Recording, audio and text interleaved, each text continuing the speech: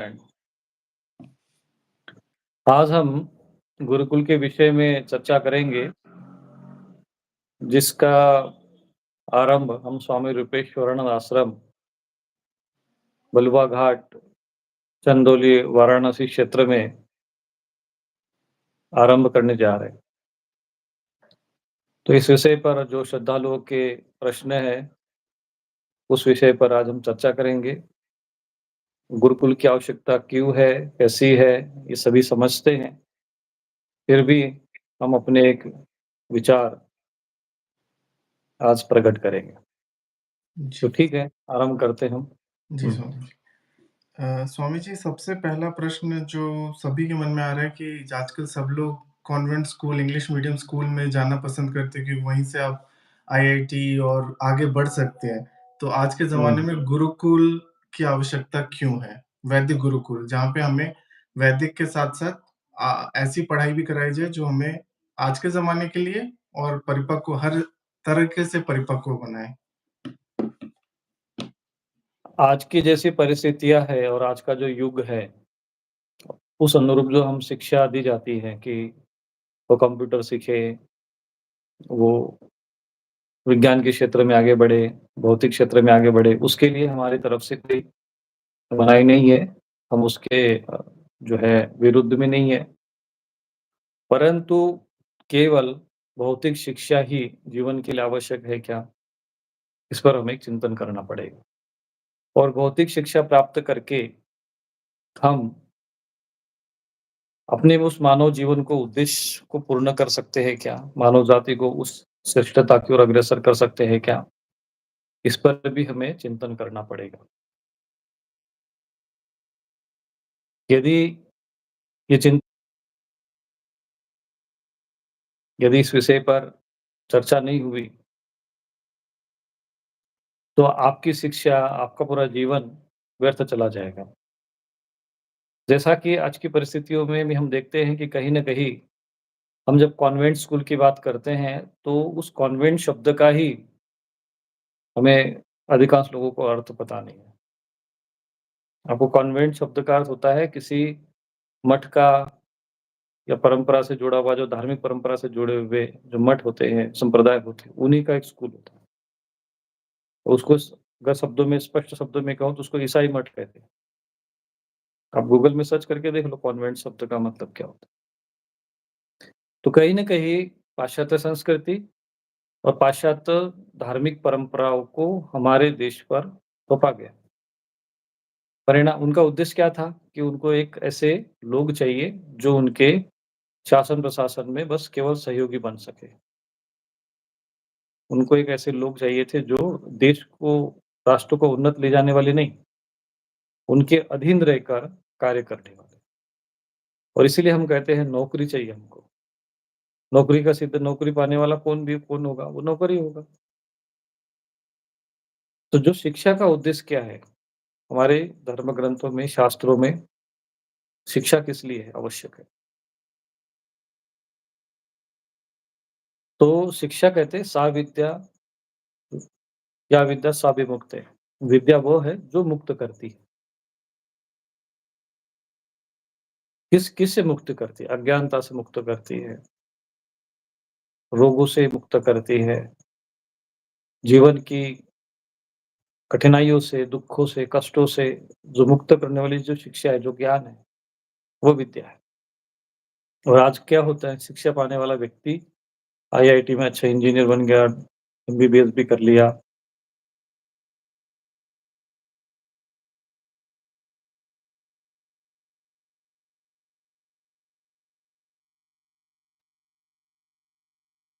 तो आज हम देख रहे हैं कि ऐसे जो लोग हैं एमबीबीएस भी कर लेते, डॉक्टर कर लेते हैं, फिर एक नौकरी के पीछे जीवन खपा देते हैं, नष्ट कर देते हैं। और फिर कई लोगों को तो नौकरी भी नहीं मिल रही है। और ऐसे लोग आप ये देख रहे हो कि जब देश पर जब संकट आया कोरोना काल में, तो लोग कहाँ भागे? गाँव की तरफ भागे। और यदि आज वो गाँव नहीं होते, तो वो कहाँ होते लोग? तो उस गाँव को जो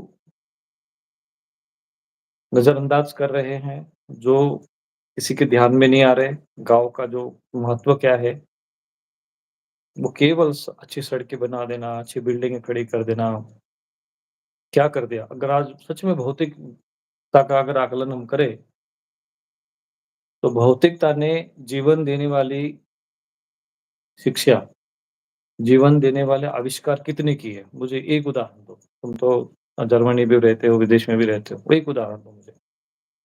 क्या भौतिक विज्ञान ब्लड बना सका, रक्त बना सका, प्राण बना सका? भौतिक विज्ञान के माध्यम से हम लोगों ने कितने वृक्षों को काटा या हमने वृक्षों को स्थापित किया? पृथ्वी को हम लोगों ने जीवनदायिनी बनाया अथवा पृथ्वी को हमने विषैला बनाया भौतिकता के कारण। क्या भौतिक विज्ञान H2O जानता है तो ब HO और 2 H2 और हाइड्रोजन ऑक्सीजन मिला के पानी क्यों नहीं बना पाया अब तक? जो जीवन देने के लिए आवश्यक है, वो जल आप बना पाए? वो पृथ्वी आप मिट्टी बना दो ना, आप जल बना दीजिए। H2O तो आप जानते ही हैं, तो H को मिला दीजिए, O को मिला दीजिए, बना दीजिए आप सूत्र के अनुसार पानी। लोगों को कम से कम जीवन तो मिले। आप हवा बना दीजिए। कौन से फैक्ट्री में आपने कोई ऐसा कोई आविष्कार किया आपने, जो जीवनदायिनी हो? जो भी आज हम लोगों ने भौतिकता के नाम पर विकास किया है, वो केवल विनाशक ही है। जीवन देने वाला नहीं, जीवन लेने वाला बन गया है। और आज ग्लोबल वार्मिंग के उस चिल्ला रहे हैं हम लोग सब लोग कि ऐसी जगह पे पहुँच चुके हैं जहाँ पर 1% 2% और यदि तापमान बढ़ गया, तो मनुष्य जाति कहाँ जाएगी, पता नहीं चलेगा। क्या है ये सब? विकास है ये? कि मानव जाति को आपने एक बहुत बड़े भयानक संकट में डाल दिया है। दूसरी बात, ठीक है आपने भौतिक सुविधा बढ़ा दी, क्या हुआ? शरीर निरोगी हुआ? हम 100 साल जीवे हम सरदा शतम बोलने वाले आज कहाँ पे 60 50-60 में ही सब हार्ट अटैक कितनी बीमारियाँ हो गई। स्वस्थता समाप्त हो गई। 60 वर्ष तक आयु तक साठा सौ पाठा पहले कहते थे। हर चीज़ विषैली बन गई, अशुद्ध बन गई। तो जो जीवन की आवश्यकता है, जो जीवनदायिनी है, वो चीज़ें समाप्त हो गई। आज बच्चे स्कूलों में IIT कर रहे हैं, पढ़ रहे हैं, अमेरिका में, विदेश में भी जा रहे हैं, परंतु वो क्या माँ-बाप माता-पिता की सेवा कर पा रहे? जो शिक्षा यदि आपको समाज से अलग करती हो, सामाजिक व्यवस्था को जो ढाँचे को समाप्त करती हो, ऐसी शिक्षा सबके लिए ठीक नहीं है। ठीक है, कुछ वैज्ञानिक भी होने चाहिए, कुछ इंजीनियर्स होने प चाहिए, लेकिन आजकल के बच्चे को किसी को पूछो तो क्या बनेगा? तो वो सीधा ये कहता है मैं डॉक्टर बनूँगा, इंजीनियर बनूँगा, IAS बनूँगा, PCS बनूँगा।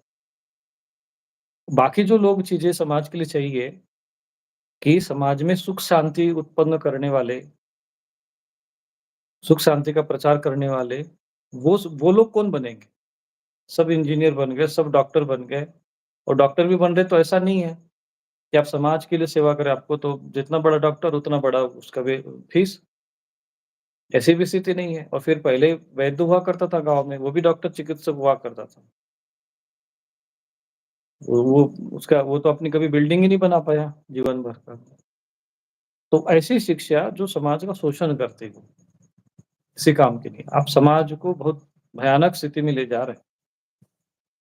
तो इसका समाधान क्या है कि समाज में सुख और शांति वास्तविक क्या है कि शास्त्र में भी कहा गया, कि अशांत से कुतः सुखम, अशांत व्यक्ति को सुख मिल ही नहीं सकता। आज जितनी भी व्यवस्था है, जितनी भी शिक्षा शिक्षा पद्धतियाँ हैं, वो व्यक्ति को अशांत बना रही है।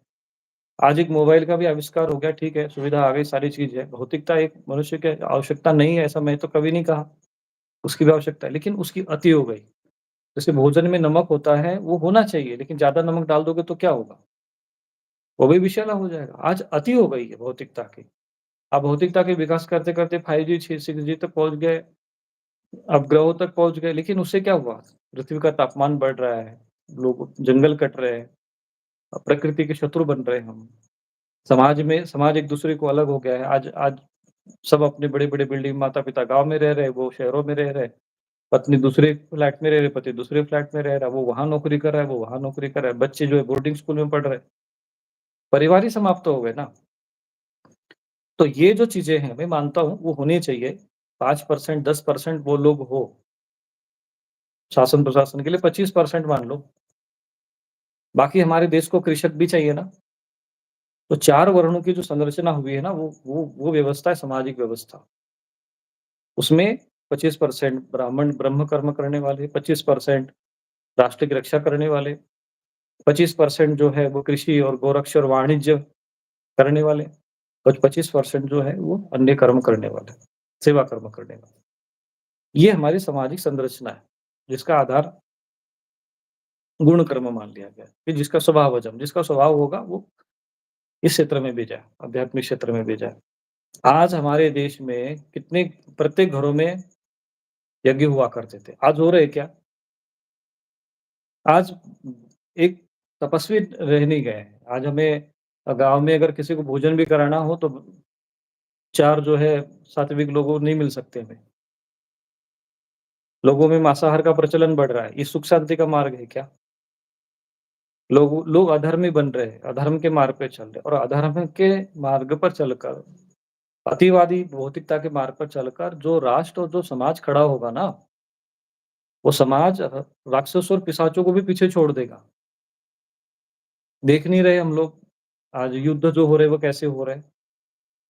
पहले तो ये हुआ करता था कि चलो 2 सैनिक आपस में युद्ध भूमि में खड़े होते थे और आपस में युद्ध करते थे।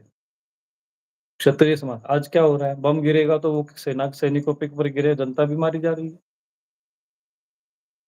वो रावण भी राक्षस था, वो भी युद्ध किया, तो वो भी युद्ध भूमि में आकर उसने प्रजा पे नहीं कोई हानि पहुँचाई। कहने का मेरा तात्पर्य ये है कि समाज को एक दिशा देने वाले ऐसे जो 25% देश को 25 करोड़ लोगों की आवश्यकता है, जो समाज को बता सके धर्म क्या है। और इसके लिए उनको धर्म का जीवन जीना पड़ेगा। अगर 100 करोड़ हम सनातन धर्म के अनुयायी तो 75 करोड़ आप ले जाओ, जिस क्षेत्र में जाना हो जाओ, 25 करोड़ लोग चाहिए। एक व्यक्ति पर च कम से कम 4 व्यक्ति पर कम से कम 1 व्यक्ति ऐसा चाहिए, जो इसी कार्य के लिए नियुक्त हो। उस शिक्षा पर न तो माता-पिता ज़ोर दे पा रहे हैं और ना ये जो युवा वर्ग है, जो बच्चे हैं, वो दे पा रहे हो क्योंकि उनको बचपन से आपने सिखाया है ना, ए फॉर एपल, आपको इंजीनियर बनना है, आपको डॉक्टर बनना है, सब आईएएस बनना है, पीसीएस बनना है। ऐसा तो हो नहीं सकता कि सभी आईएएस, पीसीएस बन रहे होंगे।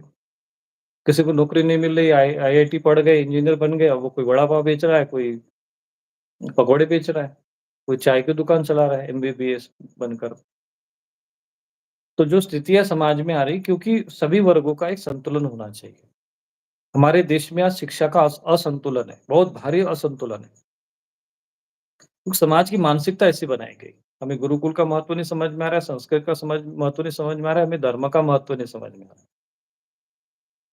तो इसलिए आज के समय में हमें 25 करोड़ ऐसे लोगों का निर्माण करना पड़ेगा जो संस्कृत के ज्ञाता हो, जिनको यज्ञ की विधि को जानते जानने वाले हो, जो मंत्र के विज्ञान को जानने वाले हो, जो कर्मकांड करने वाले हो।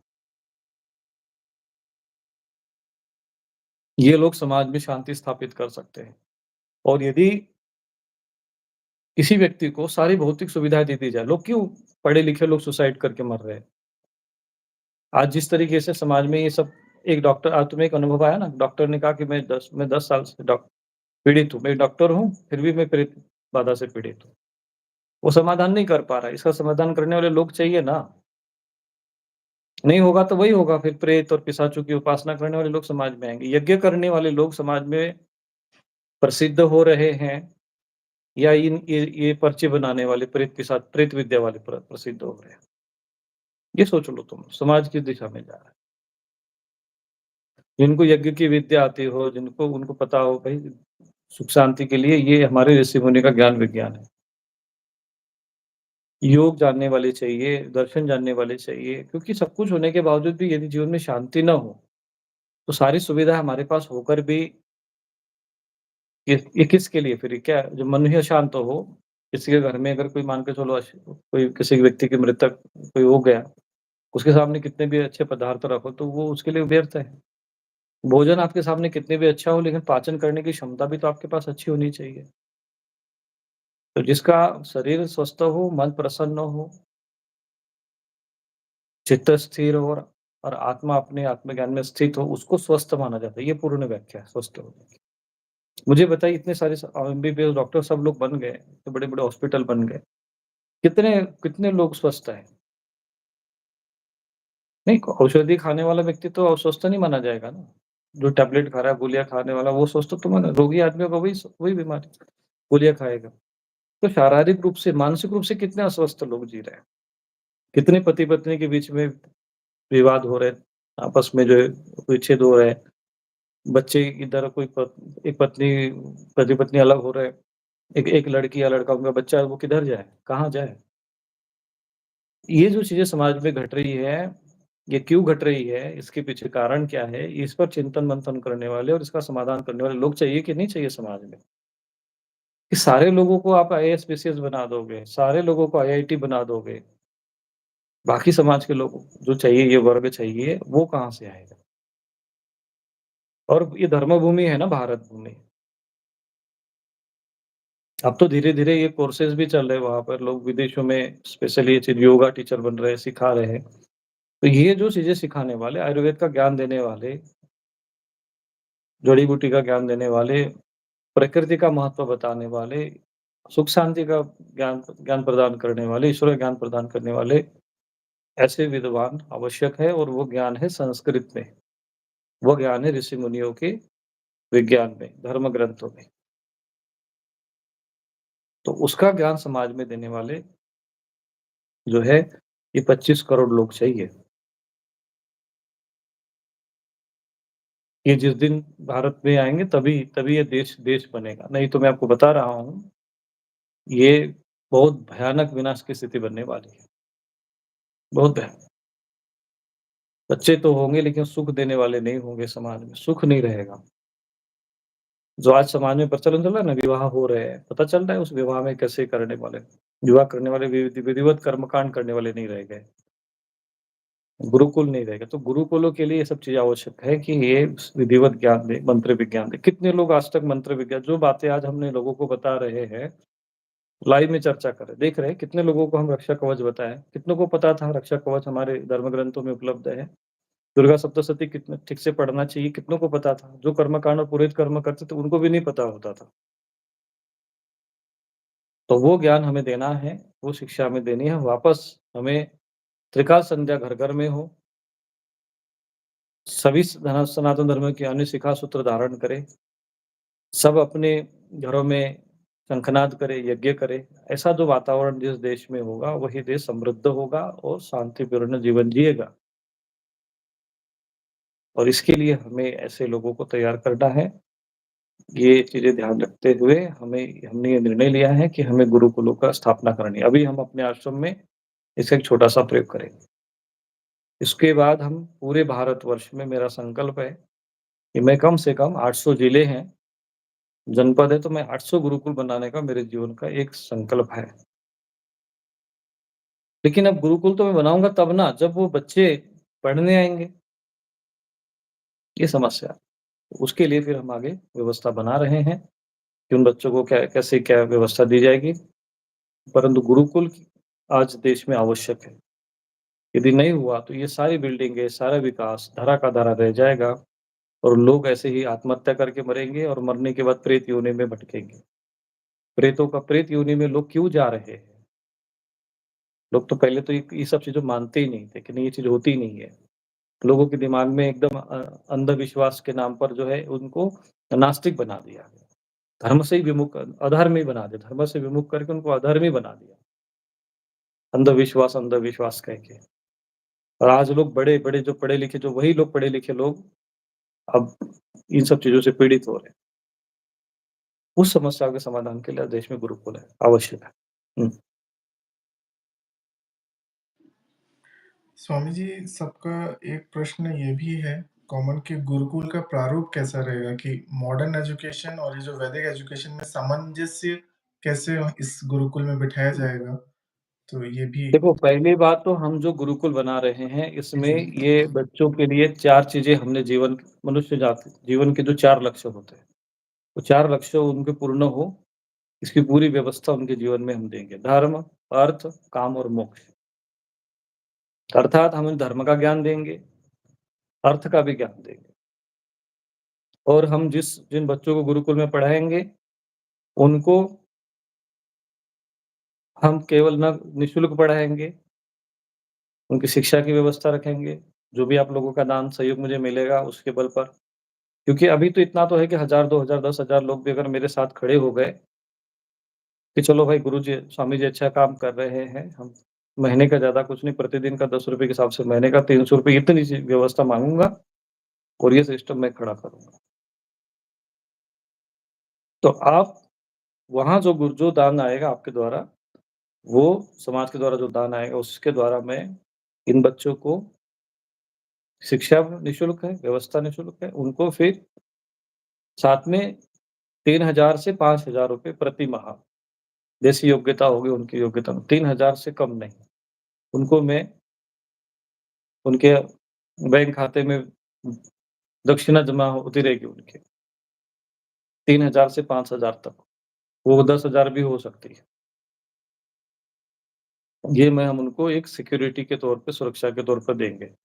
इसके बाद उनको हम ऐसा शिक्षा देंगे, उनको कंप्यूटर भी सिखाएँगे, उनको हम शास्त्र भी सिखाएँगे और शस्त्र भी सिखाएँगे। हमने अभी फाउंडेशन बनाया है, ब्रह्मवादिनी फाउंडेशन, साथ में ब्रह्मवादिनी स्पोर्ट्स फाउंडेशन भी बना रहे हैं, जिसमें हम स्पोर्ट्स की भी शिक्षा देंगे उनको। वो राइफ़ल भी चलाएँगे, तलवार भी चलाएँगे, जूडो भी सीखेंगे, कराटे भी सीखेंगे। संस्कृत भी पढ़ेंगे, कंप्यूटर भी सीखेंगे।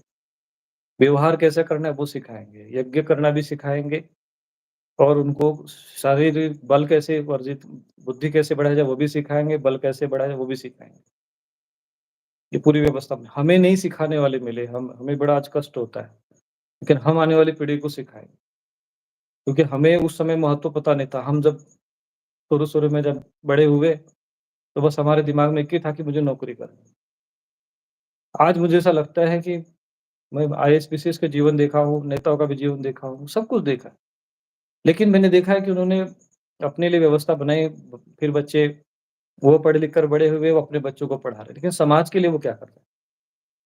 कितने आईएएस, पीसीएस है जो बच्चों की शिक्षा का भार उठा रहे हैं। उन्होंने कितने धर्मशाला बनाई, कितने गुरुकुल बनाए। किसी भी नेताओं को पूछो आप, इतना बड़ा आप समाज में कार्य कर रहे हो, कितने गुरुकुल उन्होंने आज हमारे देश में जैसे भी सरकारें हैं, क्या काम कर रहे हैं इन्होंने? उनको आत्मरक्षा के लिए आपने क्या प्रशिक्षण दिया है? क्या प्रशिक्षण दिया? आज हमारे देश में कभी भी इज़राइल जैसी घटनाएँ हो सकती है। कहाँ है हमारा समाज उसके लिए सक्षम? जनता लड़ रही है ना वहाँ पे। आज यूक्रेन में इतना बड़ा युद्ध हो रहा है, कौन लड़ रहा है? चीन जैसा इतना सक्षम देश है, वहाँ पर मिलिट्री प्रशिक्षण अनिवार्य है। कई देश ऐसे हैं, जो वहाँ के नागरिक को सक्षम बनाते हैं। हमारे यहाँ क्या होता है, यदि आईआईटी पढ़ लिया ना वो व्यक्ति एक बार जो इंजीनियर बन गया ना, तो उसको सब्ज़ी बनाना तक नहीं आती ढंग से। बच्चे छोटे अभी 5 साल के, 10 साल के नहीं, तब तो चश्मा लेके घूमते हैं। वो क्या समाज में वो बड़ा कार्य कर पाएँगे? आप कंप्यूटर सीखो, कोई मना नहीं कर रहा। लेकिन आपको आपको बंदूक चलानी भी आनी चाहिए, आपको तलवार चलानी भी आनी चाहिए, आपको जूडो भी आना चाहिए, कराटे भी आना चाहिए, आपको समय आने पर अपनी आत्मरक्षा भी तो करना चाहिए। आज कहाँ हम खड़े कर दिए हम लोगों को, कहाँ हमारा समाज खड़ा है, महिलाओं की स्थिति, कन्याओं की स्थिति क्या है?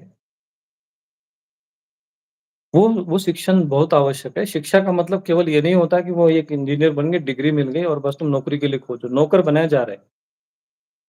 अगर वो व्यक्ति उसको नौकरी नहीं मिली तो वो क्या करेगा? तो फिर वो बड़ा पाव बेचेगा, या तो इडली डोसा बेचेगा, या तो चाय बेचेगा, ऐसी स्थिति में खड़ा हो गया उसको।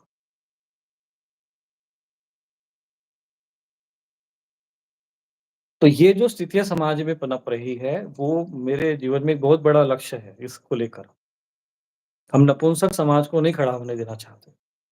और मैं अगर एक शब्दों में कहूँ तो हमारे समाज को क्लेब में बना दिया गया। जैसे भगवान कृष्ण ने भगवान अर्जुन को कहा था, किसी काम के नहीं रहेगा। अगर उनको नौकरी नहीं मिल गई, वो पैसा कमाने लायक एक मशीन बन गए बस जीवन को।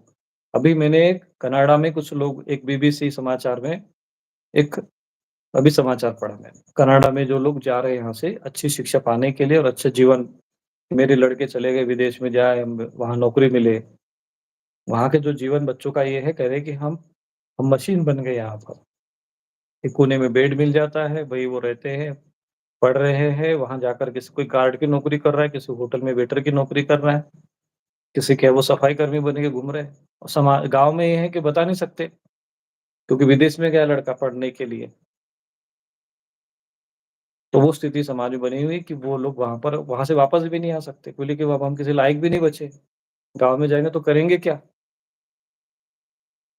तो हम ऐसे समाज को आने वाले समय में अभी हमारे संपर्क में एक कुलपति जी है, पूर्व कुलपति है, वाइस चांसलर है, उनके साथ हमारी चर्चा चलती रहती है, इस विषय को लेकर। तो हम लोग यूनिवर्सिटी भी बनाने वाले हैं। लेकिन हम ऐसी यूनिवर्सिटी बनाएँगे कि जहाँ अगर बच्चे पढ़ेंगे, उसकी भी हम तैयारी कर रहे हैं। तो जहाँ बच्चे पढ़ेंगे जो इंजीनियर भी बनेगा, डॉक्टर भी बनेगा, लेकिन एक ऐसी अगर कोई परिस्थिति आई कि देश के लिए उसको लड़ना पड़ेगा, तो वो लड़ सकेगा। वो भी बनाएँगे हम उसको। ऐसी ऐसी शिक्षा भी देंगे साथ में, उनको ऐसे कम से कम स्पोर्ट्स तो है ही ना। ये चीज़ें एकदम अनिवार्य कर देनी चाहिए कि नहीं तुम्हें तुम शिक्षा के साथ-साथ ये अनिवार्य होना चाहिए कि उसको ये चीज़ें आनी चाहिए आत्मरक्षा की चीज़ें, अनिवार्य कर देना चाहिए। उसको राइफ़ल चलाने आनी चाहिए। कितने इंजीनियर जो डॉक्टर है स्कूलों में इनको राइफ़ल चलानी आती है। देश को आवश्यकता पड़ी तो वो चला पाएँगे क्या? उनको आत्मरक्षा के लिए क्या है उनके पास व्यवस्था? ये प्रशिक्षण उनको मिलना चाहिए कि नहीं मिलना चाहिए? बल और बुद्धि दोनों को सामर्थ्य होना चाहिए। वो सक्षम हो, समाज के लिए लड़ सके, अपनी आत्मरक्षा कर सके। तो समाज में अगर 4 अराजक तत्व उसको घेर लिए, तो वो अपनी आत्मरक्षा कर सके। ऐसा वो सक्षम है समाज में। अब गुरुकुल की शिक्षा क्या होती थी? गुरुकुल में वेद सिखाए जाते थे, धर्मशास्त्र सिखाए जाते थे और शस्त्र का प्रशिक्षण भी दिया जाता था। गदा, भाला, धनुष, मल्लयुद्ध सब आते थे उनको। वो राजा भी होते थे। महाभारत में लिखा ना, सारा वर्णन आता है कैसे शिक्षा होती थी। वो कृषि भी करना जानते थे, वो व्यापार का भी उनको ज्ञान होता था, धर्म का भी ज्ञान होता था, शास्त्र का भी ज्ञान होता था।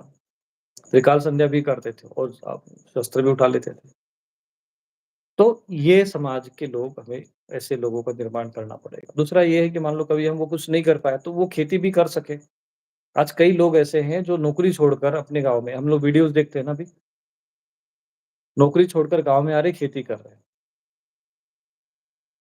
तो ये प्रशिक्षण हम उनको साथ में देंगे कि वो उनको सभी प्रकार के ज्ञान उनको व्यापार का भी मिलता था, गौपालन भी उसको उसको हम सिखाएँगे, कंप्यूटर चलाना आना चाहिए तो गाय का गोबर भी उसको उठाना आना चाहिए। क्या समस्या है? अगर वो गौ सेवा करना अगर प्रत्येक व्यक्ति अगर उसको स्कूलों में ही सिखाया गया गौ सेवा करना, तो घर में गाय पालेगा। उसको तो अभी आजकल मुझे मुझे बताओ कि तुम तो जिस स्कूल में पढ़े हो, कितने तुम्हारे साथ जो बच्चे पढ़ते थे उनको गाय का दूध निकालना आता था? आना चाहिए ना ये बातें। बहुत छोटा-सा पॉइंट है ये। तो ये इसीलिए ये आवश्यक है। तो हम अपने उन गुरुकुलों में ये सारी व्यवस्था देंगे। कंप्यूटर भी सिखाएँगे, संस्कृत भी सिखाएँगे, गौ सेवा भी सिखाएँगे, उनको शस्त्र का भी शिक्षण देंगे, शास्त्र भी सिखाएँगे और हम उनको एक सैनिक का शिक्षण भी देंगे। स्पोर्ट्स वो पूरा सब लीगल, ऐसा नहीं कि कोई अनलीगल उसमें कुछ भी नहीं होगा क्योंकि इसीलिए हमने स्पोर्ट्स फाउंडेशन भी बनाया है। हम शिक्षा विद्यालय, गौशालाओं के लिए भी हमने अलग से फाउंडेशन बनाया, स्पोर्ट्स फाउंडेशन भी बनाया। हम प्राचीन शिक्षा भी उनको देंगे। धीरे-धीरे हम एक योजना बना रहे हैं और एक व्यापक रूप में काम करेंगे। पर समाज को मेरे साथ खड़ा होना पड़ेगा। ज़्यादा कुछ नहीं, बस थोड़ा-सा आर्थिक सहयोग चाहिए, फिर धीरे-धीरे जैसे ये चीज़ योजना बढ़ गई, तो हम परिवर्तन करेंगे। मुझे एक अगर मैंने गुरुकुल का ठीक से निर्माण कर दिया, तो मुझे 800 गुरुकुल पे कॉपी मारने में समय नहीं लगेगा। एक में ही समस्या है। अभी हमने जो भी हमारे पास आर्थिक सहयोग आया, हमने 20-25 बच्चों को रहने की पूरी व्यवस्था कर दी, निःशुल्क व्यवस्था कर दी। आज के समय में है कोई व्यक्ति जो बड़े-बड़े आदमी को जिनको 2 लाख 3 लाख रुपए पगार मिलता होगा ना, वो भी इतना साहस नहीं कर पाएगा।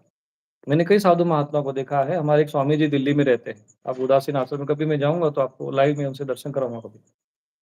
वो किसी से दान दक्षिणा नहीं लेते। उन्होंने बहुत परिश्रम किया, बड़ी संघर्ष किया, मंदिर का निर्माण किया, फिर बाद में उन्होंने आश्रम बनाया, फिर कुछ विद्यालय बनाए उन्होंने, बहुत सारे विद्यालय चलते हैं। उससे जो धन मिलता है तो 25 से 50 बच्चे गुरुकुल के निःशुल्क पढ़ते हैं वहाँ पर।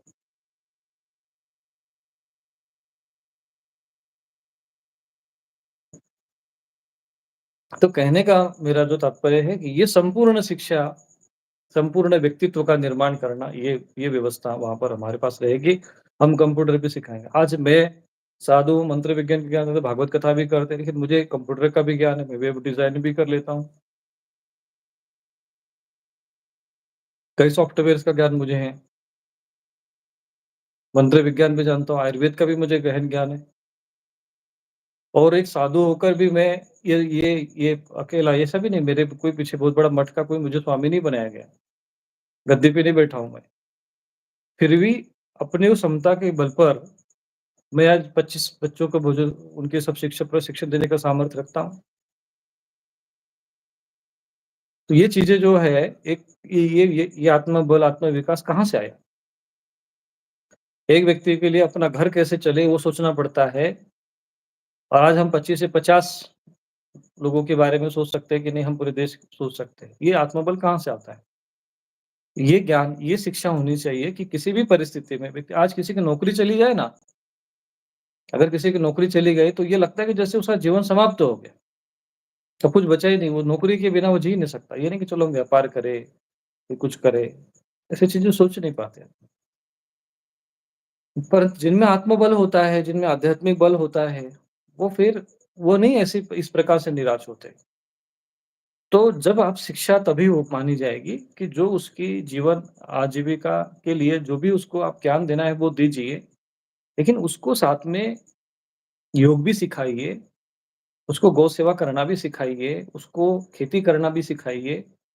बहुत से लोगों के घरों में आप शुद्ध सब्जियाँ नहीं मिलती है, तो आप थोड़ी ज़मीन कहीं से मकान है तो गार्डन में तो वहाँ पे कम से कम हरा धनिया, क्योंकि आपको बागवानी का भी ज्ञान, ये सारा ज्ञान उसको मिलना चाहिए कि नहीं मिलना चाहिए? ये चीज़ें नहीं मिलती है। शिक्षा शिक्षा के साथ बस ये है कि उसको रटाया जाता है, बस इसी में पड़े रहो।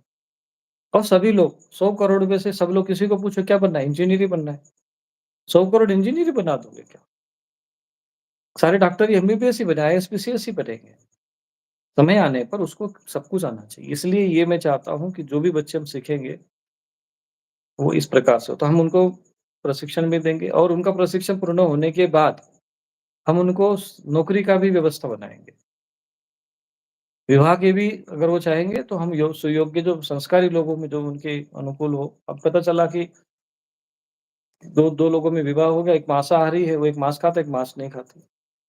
दोनों में कैसे पटेगा? तो संस्कार भी होने वैसे होने चाहिए। एक सोच है, मैं उस सोच को एक समाज के सामने प्रस्तुत करना चाहता हूँ, जो हमारे ऋषि-मुनियों के ज्ञान को स्थापित कर सके।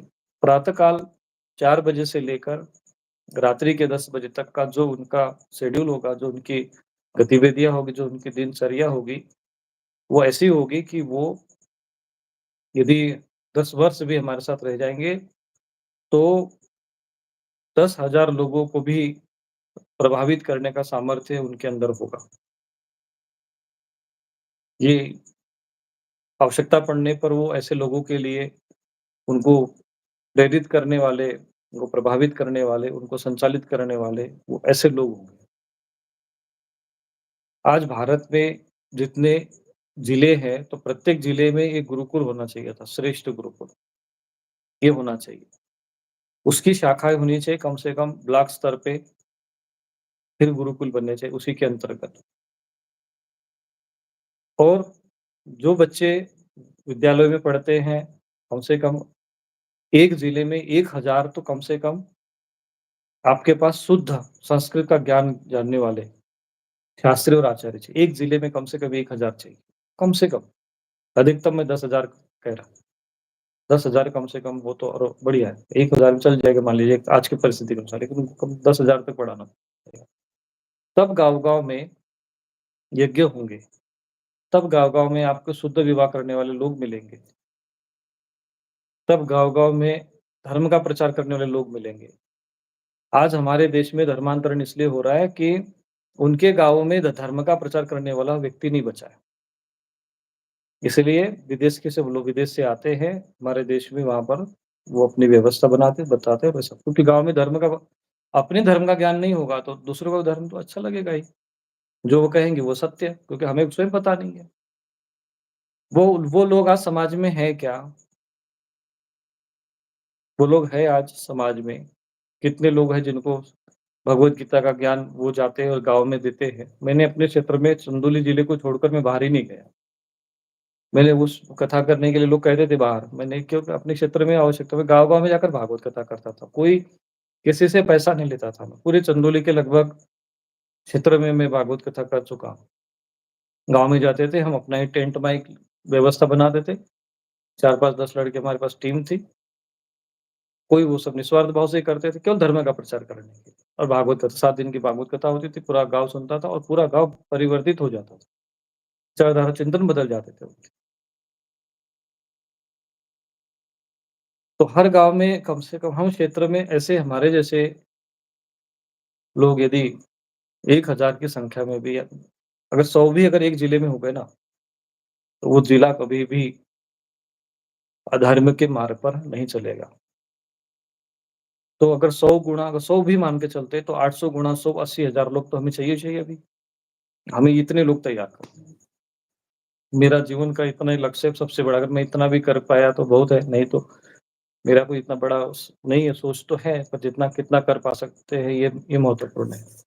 अभी हम अपने आश्रम को हम गुरुकुल के लिए पूरा समर्पित कर रहे हैं। अब अपने बच्चों को लाइए, उनको वेतन भी देंगे, महीने का 3000 से 5000 वेतन, मतलब जो काम दक्षिणा जो सेवा करेंगे। उसके बाद उनको शिक्षा के बाद वहीं पर हम नौकरी की व्यवस्था करेंगे, ताकि वो जैसे शिक्षक बना देंगे, कर्मकांड का कार्य देंगे और भी कोई ग्रंथ का कार्य देंगे, ग्रंथों का हम संशोधन करने का कार्य देंगे। ऐसे कई चीज़ें हम लोग वहाँ पर तब तक हम कई यूनिवर्सिटीज़ बनाएँगे, तो हम इन्हीं बच्चों को वहाँ पर नौकरी भी देंगे। नौकरी का मतलब वैसी नौकरी नहीं जैसे अंग्रेजों वाली नौकरी, हम उनको ससम्मान आचार्य बनाएँगे उसमें। हमारे यहाँ पर मातृदेवो भव, पितृदेवो भव और आचार्य देवो भव है। आचार्य ही हमारे देश से समाप्त हो रहे हैं। आज जितने भी बड़े-बड़े आचार्य बन रहे हैं, वो केवल टाइटल लगाकर घूम रहे हैं। जिनके पास इतनी संपत्ति होते हुए भी आचार्य की उन्होंने भूमिका नहीं निभाई। निभाई होती तो स्थिति नहीं बनती। तो हमें आने वाले 5 वर्षों में, 10 वर्षों में मेरे जीवन का एक लक्ष्य है कि मैं कम से कम ऐसे अ, लोगों को मैं खड़ा कर सकूँ, ताकि आने वाली पीढ़ी ये काम कर सके और एक प्रेरक बन जाए। हम उसमें जहाँ ट्रेनिंग देंगे, जैसा प्रशिक्षण देंगे, वही प्रेरणा फिर समाज को मिलेगी। अब जैसे लोग संस्कृत जैसे वो ये कवच आदि पढ़ने लग गए हैं, बजरंग बाण पढ़ने लगे हैं। ये सारे जो हमने सुनाया, समझाया तो लोग वो करने लग गए। आज 12 घंटे बैठ के तपस्या कर रहे हैं लोग घरों में। सब लोगों के अनुभव है। तो कहने का मेरा तात्पर्य ये है कि हम जहाँ से जो प्रेरणा दे रहे हैं, संदेश दे रहे हैं, वो जन-जन तक पहुँच रहा है, परिवर्तन ला रहा है और परिवर्तन आएगा और नहीं आएगा तो कहाँ जाएगा आदमी? विचार कर ले अभी। ये भौतिकवाद आप लोगों को कहाँ लेकर जाकर खड़ा कर देगा, कौन से बारूद के ढेर पर खड़ा कर देगा, आपको पता भी नहीं चलेगा। तो हर प्रकार से हम उनको जो है सक्षम बनाएँगे। मतलब धर्म, अर्थ, फिर गृहस्थ में भी जाओ, गृहस्थ कर्म करो, अपने पितरों का उद्धार करो, फिर उसके बाद आप जो आपका विचार हो वानप्रस्थ संन्यास वो आगे देखें और मोक्ष के लिए भी सोचें। ये धर्म, अर्थ, काम और मोक्ष ये चारों के लिए वो सक्षम हो और समाज के लिए वो सभी प्रकार का प्रशिक्षण, यानी शास्त्र और शस्त्र, कृषि भी देंगे और वाणिज्य का भी ज्ञान देंगे, गौ सेवा का भी ज्ञान उनको देंगे। यदि उसको नौकरी नहीं मिलती है तो वो गौ पालन कर सके, नहीं तो वो कैसे खेती कर सके, वो सब व्यवस्था रहेगी। गौ पालन करने वाला, मान लो कुछ नहीं आता आपको तो गौ पालन तो कर सकते हो ना। लेकिन वो आजकल एमबीबीएस बन गया, बीए, एमबीए कर लिया, आईआईटी में हो गया, अब उसको वो गौशाला खोलने की सोच ही नहीं पाता है। चिंतन ही नहीं, क्योंकि प्रशिक्षण नहीं है ना। अब एक महिला का मैं वीडियो देख रहा था कि वो बचपन में उसको भोजन बनाने का शौक था, नौकरी चली गई, तो वड़ा पाव बेचने लग गई। बचपन से उसको आता था बनाना, तब ना वो कर पाए कुछ। तो एक भी कला व्यक्ति के पास रहेगी तो व्यक्ति भूखा नहीं रहेगा, परिवार चला लेगा। तो वो कला हम सबको सिखाएँ। हुँ। जी, स्वामी आज जी का मैं विषय केवल गुरुकुल का ही है, इसलिए गुरुकुल का ही विषय पे प्रश्न करें, बस बाकी विषय देखेंगे। जी। जी, स्वामी जी, जो आपने बात रखी है, उससे मैं भी सहमत हूँ कि जब मैं जर्मनी आया था, तो हम लोग जो इंडिया के बच्चे जितने भी रहते हैं, वो सब केवल पढ़ाई जो हमारी जो ट्रेनिंग रही है, वही कि मैथ्स कैसे सॉल्व करना है, ये कैसे सॉल्व करना है, उसका आगे कुछ नहीं आता। बल्ब कैसे लगाना है, आधे बच्चों को पता नहीं होगा। और साथ में यहाँ के लोग जैसे म्यूज़िक पढ़ भी रहे हैं, म्यूज़िक का शौक है, तो म्यूज़िक को भी फ़ॉलो करते हैं। स्कीइंग करना है, तो स्कीइंग को भी फ़ॉलो करेंगे। ये नहीं कि बस एक एक तरफ़ा पढ़ाई जो मतलब किताबी पढ़ाई है वही है। हम लोग की यही प्रॉब्लम है कि एक अगर उसमें नहीं सफल हुए, तो फिर जीवन में दूसरा रास्ते का कुछ पता ही नहीं है। सुसाइड करके मर रहे हैं। अगर बच्चा जी, फेल हो गया ना, जी, इंटर में या मान लीजिए कोई परीक्षा में फेल होगा तो आत्महत्या करके मर रहे हैं। जी। क्या आज बात है के भई, तुमको राइफ़ल चलाना आ सकता है तो तुम अच्छे स्पोर्ट्समैन भी बन सकते हो, सैनिक बन सकते हो। जी, इसीलिए हमने स्पोर्ट्स फाउंडेशन बनाया। आने वाले समय में हम उन बच्चों को सिखाएँगे तो उनको अन्य भी क्षेत्रों में भई वो सिक्योरिटी में भी जा सकते हैं, वो पुलिस में जा जी, सकते हैं, वो सेना में जा सकते हैं, वो स्पोर्ट्स में जा सकते हैं। ये आवश्यक है कि तुम सब बच्चों को एक ही तरह से बस सबको बचपन से जहाँ जन्म लिया नहीं, अभी 4-5 साल का भी चलना भी नहीं आ रहा हो, तो उसको जी, ए फॉर एपल पढ़ाना सिखा सिखा देते हैं। उसकी बुद्धि का समाप्त वही बुद्धि समाप्त है उसकी। तो ये जो दिमाग में जो सबके अंदर बैठ गया ना, सबको सबको लगता है, चाय बेचने वाला हो, चाहे रिक्शा चला मेरा लड़का बच्चा पढ़ लिख जाए। जी, पढ़ लिखने का क्या मतलब है? वो अच्छी नौकरी पा ले बस। ये जो धारणा है ना वो खत्म करनी है। तो यही कारण है कि आज आप लोगों को छोटी-छोटी बातों के लिए जैसे अभी आज मैं जो लोगों को प्रशिक्षण दे रहा हूँ स्तोत्र का, कवच का, साधना का, लोग अपनी साधना कर रहे हैं ना, अपनी समस्या का समाधान कर रहे हैं। जी, यही चीज़ें हैं कि यदि किसी भी परिस्थिति में हम फँस जाएँ, तो उसके लिए हमको संघर्ष करने का सामर्थ्य होना चाहिए। ये सुसाइड करके मरने वाले लोग नहीं चाहिए, इस देश में। अभी हमने पता चला जापान में 70,000 लोगों ने एक वर्ष में 70,000 से अधिक लोगों ने आत्महत्या करके आत्महत्या करके मरे। सब पढ़े-लिखे थे। ऐसे पढ़े-लिखे बनाने हैं लोग। आप पढ़ो-लिखो मना कौन करता है? कौन नहीं जानता कि कंप्यूटर जानो? हम भी सीखते हैं, हम भी करते हैं। लेकिन ऐसा तो है नहीं कि कोई परिस्थिति विपरीत आ गई तो आप उस परिस्थिति से लड़ने का सामर्थ्य आप में चाहिए। आज हमारे यहाँ किसी भी दिक्कत आ गई, कुछ भी आ गया तो वो साधनानुष्ठान करके परिस्थिति के साथ लड़ता है। आत्मबल उसको भीतर से मिलता है कि चलो ऐसी परिस्थिति है तो बजरंग बाण पढ़ लेते हैं। और फिर दैवी जगत भी तो अपने आप में सत्य जगत है ना, उसका भी प्रभाव जीवन पर पड़ रहा है। जी, उसका भी प्रशिक्षण होना चाहिए ना सबको। भारतवर्ष के सभी लोगों को कम से कम त्रिकाल संध्या का तो ज्ञान होना ही चाहिए। कम से कम उन्हें षटकर्म तो आना चाहिए, कम से कम उसको रक्षा कवच तो आना ही चाहिए। और एक कोई भी आपको शस्त्र चलाना आना चाहिए। आपको गौ सेवा करनी आनी चाहिए, आपको खेती करना आना चाहिए, थोड़ा बहुत व्यापार का भी ज्ञान होना चाहिए। मान लो कुछ नहीं है, तो कुछ भी नहीं है, आप चाहते हैं तो कोई व्यक्ति कुछ भी कर ले, तो छोटा-सा सब कुछ पढ़ रहे हो, आप इसके साथ में कुछ और भी सीख लो कला। अभी हमारे यहाँ गाँव में ऐसे भी लोग हैं लेते हैं। कुछ लोग ऐसे हैं जो हैंडपंप बना लेते हैं। कुछ ऐसे हैं कि जो मिट्टी के घड़े बनाना जानते हैं, कुछ लोगों को पता होता है कि वो अ, इसमें कई प्रकार से हैंडीक्राफ्ट जो होते हैं वो कार्य उनके जी, आते हैं। तो घर तो चल जाता है ना, भूखा तो नहीं मरता आदमी। कि भीख माँगने की जगह आदमी कोई कर्म सीख लेगा। कुछ किसी को कुछ भी नहीं है तो गाना भी आ सकता है, किसी को पता चला कि गाना अच्छा है। नहीं तुमको तो इंजीनियर ही बनना है। ये जो शिक्षा पद्धति है ना, इंजीनियर, डॉक्टर, आईएएस, पीसीएस जो दिमाग में भर दी है, उसका परिणाम ये लोग हैं कि जब उनको वो चीज़ प्राप्त नहीं होती है तो आत्महत्या करके मर जा रहे बच्चे। और ये इसके कारण दूसरी बात क्या है कि सबसे बड़ी बात जो मुझे दुःख का विषय ये होता है कि हमें शास्त्र और शस्त्र दोनों से विमुख किया है। ये अंग्रेज़ों ने यही काम किया और वही अंग्रेज़ों की जो परंपरा है वो उसी को ढो रहे हैं। शास्त्र और शस्त्र ये 2 चीज़ें शिक्षा का भाग होनी चाहिए, अनिवार्य, अनिवार्य होना चाहिए बिल्कुल। तभी उसका शरीर से स्वस्थ रहेगा आने वाले समय में वो लड़ पाएगा कभी कोई परिस्थिति से? आज जो मिलिट्री में ट्रेन्ड व्यक्ति जो उसकी जब नौकरी से बाहर आता है, जब आता है रिटायर्ड होकर, गाँव में खाली नहीं बैठता है वो। जी। क्योंकि उसको ऐसा ट्रेंड किया गया। वो हम सीजे समाज में उस गुरुकुल में स्थापित करना चाहते हैं, वो छोटा-सा हम प्रयोग करना चाहते हैं। जी, स्वामी जी, बहुत ज़रूरी भी है क्योंकि कोटा में आजकल जिस हिसाब से लोग आत्महत्या कर रहे हैं बच्चे, वो मानसिक रूप से बहुत ही कमज़ोर हो गए हैं धीरे-धीरे जो युवा पीढ़ी आ रही है नई। स्वामी जी, ये प्रश्न है कि गुरुकुल में प्रवेश कैसे मिलेगा? मतलब किस आयु वर्ग के लोग अप्लाई कर सकते हैं? कितना पहले बैच में कितने विद्यार्थी मतलब हम लेंगे इस साल? और मतलब क्या कोई परीक्षा होगी या कैसे मतलब प्रवेश मिलेगा इस पर?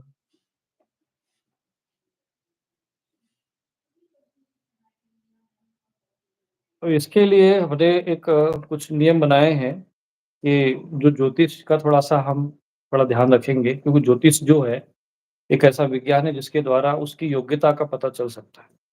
कोई व्यक्ति किस दिशा में जा सकता है, उसके अंदर क्या गुण है, क्या स्वभाव है, ये ज्योतिष के माध्यम से पता चलता है। तो हम ज्योतिष के आधार पे देखेंगे, उसको पढ़ाएँगे और साथ में प्रवेश के लिए हमारा 5वीं क्लास से उनको संस्कृत के लिए हम तैयार हैं कि 5वीं क्लास से लेकर 11वीं क्लास तक हम उनको पढ़ाएँगे। उसके आगे भी पढ़ाई के लिए भी हम उनको सहयोग करेंगे क्योंकि हम उनको दक्षिणा बराबर देते रहेंगे। जो भी हमारे आश्रम में कर्मकांड होंगे, उनका उसी के माध्यम से उनको प्रशिक्षण भी देंगे, उनके द्वारा कर्मकांड भी कराएँगे, उनको प्रशिक्षण भी देंगे। स्पोर्ट्स फाउंडेशन भी हमने रजिस्टर्ड किया हुआ है, तो उनको स्पोर्ट्स का प्रशिक्षण देंगे, उसके भी सर्टिफ़िकेट्स उनको मिलेंगे। तो इस तरह से वो भौतिक रूप से उनको किसी प्रकार की समस्या नहीं आने देंगे। कंप्यूटर की भी ट्रेनिंग देंगे उनको, उसके भी सर्टिफ़िकेट्स या कोर्सेज़ जो भी होंगे, वो भी हम उनको कराएँगे। तो पर संस्कृत हमारे लिए मुख्य होगा। संस्कृत से संबंधित सारा ज्ञान उनको प्रदान कर संस्कृत में पूरे व्याकरण, ज्योतिष, छंद आदि ये जो वेद के जो अंग हैं, वो सब वो रहेगा। स्वामी जी, इसी से मिलता-जुलता प्रश्न है कि संस्कृत आवश्यक क्यों है आज के समय में? संस्कृत इसलिए आवश्यक है क्योंकि वो एक ऐसी भाषा है, जो एक शास्त्रोक्त भाषा है, जो मानव जाति के साथ जुड़ी हुई है और वो एक देव भाषा है। पूर्ण रूप से जैसे वैज्ञानिक भाषा यदि कोई पृथ्वी पर है, तो वो केवल और केवल संस्कृत है, जिसका व्याकरण पूर्ण वैज्ञानिक है। आप आपको उसमें लिखा है कि भई कौन-सा स्वर कहाँ से निकलता है। ये ज्ञान आपके किसी भी भाषा में जाओ आप, कोई भी भाषा मुझे बता दो, उसमें वो ये बताते हैं कि आपको ए कहाँ से बोलते हैं, गले से बोलते हैं कि ओठ से बोलते हैं कि तालू से बोलते हैं कि कहाँ से वो निकलता है, मुख से निकलता है, ये ये कहीं नहीं लिखा है। लेकिन हमारे यहाँ है कि जैसे प बोलना है तो ओष्ठ ओठ से ही निकले, अ बोलेंगे तो कंठ से। तो आप ये सारा विषय है, ये जो वैज्ञानिक ज्ञान है वो केवल संस्कृत में। बस इसीलिए संस्कृत एक श्रेष्ठ भाषा है, संस्कृत में जो ज्ञान है, संस्कृत का जो भाग है, संस्कृत का जो महत्व है, वो इसलिए भी है क्योंकि वो मानव जाति को सर्वे भवन्तु सुखिनः और सर्वे सन्तु निरामया ये 2 लक्ष्यों को पूर्ण करने में सक्षम है। आयुर्वेद का सघन ज्ञान संस्कृत में है, योग का सघन ज्ञान संस्कृत में है, मन मस्तिष्क को जो शांत क्योंकि लोगों में क्या है अच्छा आपको ये चीज़ें पढ़ाई जाती है हमें शिक्षा के साथ-साथ तो ज्ञान दिया जाता है, लेकिन मन को स्वस्थ कैसे रखा जाए, ऐसा कोई प्रशिक्षण मिलता है क्या? तन को बलवान कैसे किया जाए, उसकी कोई ट्रेनिंग होती है क्या? ये तो है ही नहीं, बस आप गए सुबह आपको 10-12 कोर्स करने बच्चों को, कोई अंग्रेजी पढ़ेगा, वो गणित पढ़ेगा, वो ये सब पढ़े वो तो बचपन से ही उसका एक तय हो जाना चाहिए कि इस बच्चे को किस दिशा में जाना चाहिए। उसको विज्ञान भी पढ़ाया जाता है, गणित भी पढ़ाया जाता है, साहित्य भी पढ़ा जाता है। अंत में वो जब वो 10वीं या इंटर तक पहुँचता है तो वो चक्कर में पड़ता है कि भई हम किस दिशा में जाएँ? उसको पहले से ही तैयार करने की जो क्षमता है वो हमारे ज्योतिष में है, तो वो ज्योतिष के आधार पर हम उनको उसी दिशा में आगे बढ़ाएँगे कि हाँ, ये बढ़ रहा है उस दिशा में तो उससे अनुरूप रहेगा।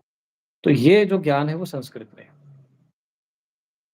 संस्कृत को आगे बढ़ाना अर्थात संस्कृत के माध्यम से हम पूरे भारत की जो संस्कृति, जो भारतीय संस्कृति है उसको हम बचा सकते हैं। और ये जो 16 संस्कार है, ये 16 संस्कार यदि जीवन में नहीं होगा, तो हम एक संस्कृत व्यक्ति नहीं बन सकते। बिना संस्कृत के आप एक संस्कृत अर्थात सभ्य, सभ्य शब्द को संस्कृत ही बोलते हैं, पता है? सभ्य व्यक्ति को संस्कृत कहा जाता है, संस्कृत व्यक्ति कहा जाता है, संस्कारित, तो वो संस्कृत में हो सकता है। बाकी जो भाषाएँ हैं, आपको पेट भरने का ज्ञान दे सकती है, जीवन जीने का ज्ञान केवल और केवल संस्कृत में है। और जीवन का अर्थ ये नहीं कि बस केवल बस आपको 2 रोटी मिल रही, घर बनाना आ गया, ये सब चीज़ इतने तक सीमित नहीं है। जीवन इतने तक सीमित नहीं है। अच्छा नौकरी मिल गई, मकान बना लिया, विवाह हो गया, उसके बाद क्या? क्या है जीवन? क्या है? जीवन का कुछ पता ही नहीं है। मृत्यु भी है, मृत्यु के बाद क्या? ये ज्ञान कहाँ है? वो संस्कृत में है। संस्कृत ग्रंथों में है। ऋषि-मुनियों के ज्ञान विज्ञान इसलिए संस्कृत जानना बहुत आवश्यक है। संस्कृत ही केवल एकमात्र ऐसी भाषा है, जो संपूर्ण रूप से वैज्ञानिक है, पूर्ण रूप से वैज्ञानिक है। बाकी भाषा विज्ञान पे वैज्ञानिक नहीं है, वो व्यावहारिक है, बस आचरण के लिए बना दी गई। आप जैसे अ, हम लोग अवर शब्द बोलते हैं तो उसमें एच साइलेंट होता है। क्यों होता है वो नहीं बोले होता है, बस इतना पता है, क्यों होता है पता नहीं है। संस्कृत में ये है कि आप अगर कोई भी शब्द कहीं पर भी है, उसका उच्चारण ऐसा ही क्यों होता है, तो उसके क्यों का उत्तर वहाँ संस्कृत में है। क्योंकि वो पूर्ण रूप से वैज्ञानिक है, पूर्ण उत्तर देती है कि हाँ, ऐसा। और विदेश के लोग भी इस बात पर चकित होते हैं। अच्छा गणित के क्षेत्र में हो, चाहे किसी भी क्षेत्र में हो, क्या संस्कृत में ज्ञान नहीं है क्या? गणित का ज्ञान संस्कृत कहाँ से आया? बेईमानी ज्ञान कहाँ से आया है? शास्त्र का ज्ञान कहाँ शस्त्र का ज्ञान कहाँ से है? ऐसा नहीं कि जो सांस्कृतिक भाषा है, ये सब विषय नहीं थे।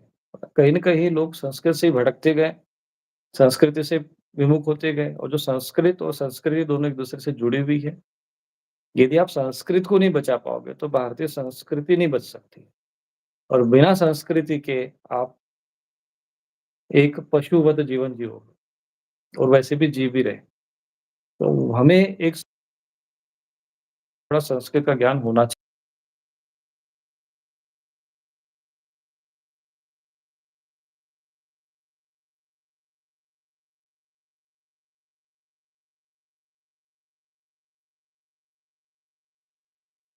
हुँ। स्वामी जी, एक ये गुरुकुल में मतलब जो आ रहे हैं उनको यज्ञोपवीत संस्कार कराना है कि ये अनिवार्य है? ये मतलब जैसे पुराने गुरुकुल में होता था। हाँ, वास्तव में जो विद्यारंभ संस्कार होता है ना, वो विद्यारंभ संस्कार वो यज्ञोपवीत के बाद है। यज्ञोपवीत संस्कार, विद्यारंभ संस्कार ये एक-दूसरे से जुड़े हुए हैं। विद्या का आरंभ तभी होगा जब आप उसका यज्ञोपवीत होगा। यज्ञोपवीत जो भी शिक्षा के क्षेत्र में आता है, एक विषय ऐसा आता है कि नहीं किसी जैसे कुछ ये कहा जाता है कि वर्ण विशेष में या जाति विशेष को बना जाता है। माना कि ये सारा जो विषय आ गया है, ये भी हमारे देश को समाप्त कर रहा है। मान लो हमारे देश में सब कुछ है, अच्छी सरकार है, रोड अच्छी बन रहा है, बिजली अच्छी मिल रही है, खाने को ठीक मिल रहा है। लेकिन समाज का जो भविष्य है, वो कैसा है? कहीं न कहीं हमारे समाज में इतना विष भरा पड़ा है ना मस्तिष्क में, मनुष्य के भीतर, एक-दूसरे के प्रति। ये विष भीतर-भीतर एक दिन इतना ज्वालामुखी बनकर फूटेगा और ये कब फूट जाएगा इसका कोई ठिकाना नहीं। एक निश्चित निर्णय के साथ समाज नहीं जी रहा है। कुछ लोग हैं जो बस जिसके दिमा जैसे ये जाति शब्द है, अब इस पे चर्चा होना चाहिए था। जाति बनी कैसे? वर्ण व्यवस्था का आधार क्या है? शास्त्र में क्या लिखा है? इसके पीछे क्या कारण है? इसे समझनी पड़ेगी। लेकिन ये केवल उस विष को समाज में और अधिक नसों में डालने का प्रयत्न किया जा रहा है, कुछ लोगों को केवल वो इसलिए क्योंकि उनको सत्ता मिले। मुट्ठी भर लोग पूरे मानव समाज को आपस में लड़ाकर ये चीज़ें समाप्त कर दे रहे हैं। जो हमें ये काम करना है, ये हमें एक शास्त्रोक्त पद्धति से समाज में ये चीज़ें समझनी है। ये क्यों है? शास्त्रों को समझना पड़ेगा, इसलिए संस्कृत सीखनी पड़ेगी। संस्कृत सीखे हुए व्यक्ति को ये संस्कार आने चाहिए कि वो शिक्षा आपने प्राप्त के लिए संस्कृत जानना इतना नहीं आवश्यक नहीं है। आपको 16 संस्कार आपके जीवन में भी होने चाहिए। वो सत्वगुणी सात्विक व्यक्ति होगा, सत्त्वात् संजायते ज्ञानम्, तब उसे ज्ञान प्राप्त हो। तो इस प्रकार से जो प्रकृतिगत जो प्रकृति के बनाए हुए नियमों के अनुसार ऋषि मुनियों ने जो ये हमारे लिए विधान बनाएँगे, यज्ञोपवीत आदि विधान बनाएँगे, उसके रहस्य को समझना पड़ेगा और वो करना पड़ेगा। तब ये स्थिति बनेगी जो हम चाहते हैं समाज को एक शास्त्रोक्त आधार पर, धर्म के आधार पर जो हम राष्ट्र का निर्माण चाहते हैं, वो होगा। अभी धर्म क्या है, ये भी समझना ठीक है, समझ नहीं पा रहे हैं। हमें भी एक अ, ज जो कि व्यवस्था बनाएगी, जैसे कोई कुम्हार का कार्य करेगा तो कुम्हार माना जाएगा, लेकिन नहीं, अब उनका लड़का कुछ भी करेगा तो भी कुम्हार माना जाएगा। ये जो सिस्टम है ना, ये अधार्मिक है, अशास्त्रीय। ये पहले भी ऐसा प्रयत्न हुआ है, महाभारत काल से भी थोड़ा-सा पतन तो वहीं से हुआ है, उसी समय से, पर ये निरंतर नीचे की ओर हम जा जा रहे हैं। अब हम कितने नीचे की तो जा सकते जाइए जाएँगे, जितना भी पतन जा सकता होगा, लेकिन जब जहाँ पर अंत तो होगा ना उसका, वहीं से फिर सतयुग का आरंभ। अब ये अंत जो होगा, तो समझकर ज्ञान प्राप्त करके अगर अंत हो जाए तो अच्छी बात है, नहीं तो फिर काल ने अगर अपनी गति के द्वारा इस अज्ञानता का अंत करने का निर्णय लिया, तो वो बहुत भयानक हो और वो स्थिति कभी न कभी हमारे देश में उत्पन्न होने वाली है। इसलिए मैं इस सामंजस्य को अभी से शास्त्रोक्त पद मैं बार-बार एक ही बात कहता हूँ, शास्त्र क्या कहता है ये महत्वपूर्ण है। शास्त्र में यज्ञोपवीत संस्कार किसके लिए हैं, कौन है, क्यों है, ये सारे विषय जब तक लोगों को पता नहीं होंगे, समझाए नहीं जाएँगे तब तक स्वार्थ पर आधारित नहीं, धर्म पर आधारित, शास्त्र पर आधारित, शास्त्र प्रमाणित विषय समाज के सामने आने चाहिए। इसलिए यज्ञोपवीत संस्कार भी कराएँगे, उनके सारे संस्कार पूर्ण कराएँगे और ये जो बच्चे सीखेंगे, जैसे आज मैं एक व्यक्ति अगर सिखाऊँ 10,000 लोगों को, 1 लाख लोगों को प्रभावित कर रहा हूँ, तो वो जो बच्चे हैं, वो 100 बच्चे होंगे, तो करोड़ों लोगों को प्रभावित करेंगे, 10 करोड़ को प्रभावित करेंगे, धीरे-धीरे 100 करोड़ को प्रभावित करेंगे। तो ऐसे इस भावना के साथ क्योंकि जो व्यक्ति संकल्प लेता है, उसका वो संकल्प साकार रूप लेता है कभी न कभी। जैसे डॉक्टर हेडगेवार जी हुए, उनके दिमाग में है कि भई चलो हम एक ऐसे संगठन का निर्माण करें। उन्होंने किया, तो आज वो उस दिशा में उनके लोग कार्य कर रहे हैं, 100 वर्ष लगभग लगे ना उनको उस स्थिति तक पहुँचने में। हमें भी लग सकता है, हमारी आने वाली पीढ़ी करेगी, लेकिन एक संकल्प, एक भाव तो हम देकर जाएँगे। व्यवस्था देकर हमें नहीं मिला था, हम जब आए थे तो हमारे पास व्यवस्था नहीं थी, लेकिन हम आने वाली पीढ़ी के लिए व्यवस्था देकर जाएँगे। अब अब हमारे सामने भी क्या लक्ष्य होना चाहिए बताओ? हमारे पास तो सब कुछ है, सारी भौतिक सुविधाएँ हैं, सब कुछ है। लेकिन हमने देखा है कि सारी भौतिक सुविधाओं के बावजूद भी जो सुख हमें आध्यात्मिक रूप से मिला है, उसके आगे ये सब चीज़ें व्यर्थ हैं। आज भी हम प्राकृतिक रूप से अपने आश्रम में स्वस्थ जीवन जीते हैं, स्वस्थ अन्न हमें इसका महत्व समझ में आता है। जब हम दिल्ली में, शहरों में जाते हैं, जब शुद्ध जल नहीं मिलता है, शुद्ध वायु नहीं मिलती है, तब हमें लगता है कि नहीं हम वहीं सही हैं। ये सब जगह से और ये इसकी इसकी कामना कौन नहीं कर रहा है? आज बेंगलुरु में पानी की समस्या आ रही है, कई सब जगह आएगी भविष्य में। वायु का प्रदूषण सब लोग झेल रहे हैं। आईएएस स्पीशीज़ बन गए हैं, लेकिन आप शुद्ध हवा तो नहीं प्राप्त कर पा रहे हो ना। आपके पास कहाँ शुद्ध हवा है, कहाँ शुद्ध जल मिल रहा है, कहाँ शुद्ध अन्न मिल रहा है। जब जीवन के 5 मुख्य तत्व होते हैं, वही जब आपके पास शुद्ध उपलब्ध नहीं है, तो क्या जीवन जी रहे हो आप? शुद्ध आपको अन्न नहीं मिल रहा है, शुद्ध जल नहीं मिल रहा है, शुद्ध वायु नहीं है, शुद्ध जो है प्रकाश नहीं है। कहाँ आकाश में तारे दिख रहे हैं और कहाँ शुद्ध प्रकाश मिल रहा है। क्या जीवन जी रहे लोग? जीवन का जो सुख और सौंदर्य है ना, वो सब समाप्त कर दिया है, भौतिकवादी भी चीज़ों के कारण। विदेशियों को समझ में आ गई है, वो लोग अपना यू टर्न ले रहे हैं। हम लोगों को समझने में भले ही 10-20 साल और लग जाए।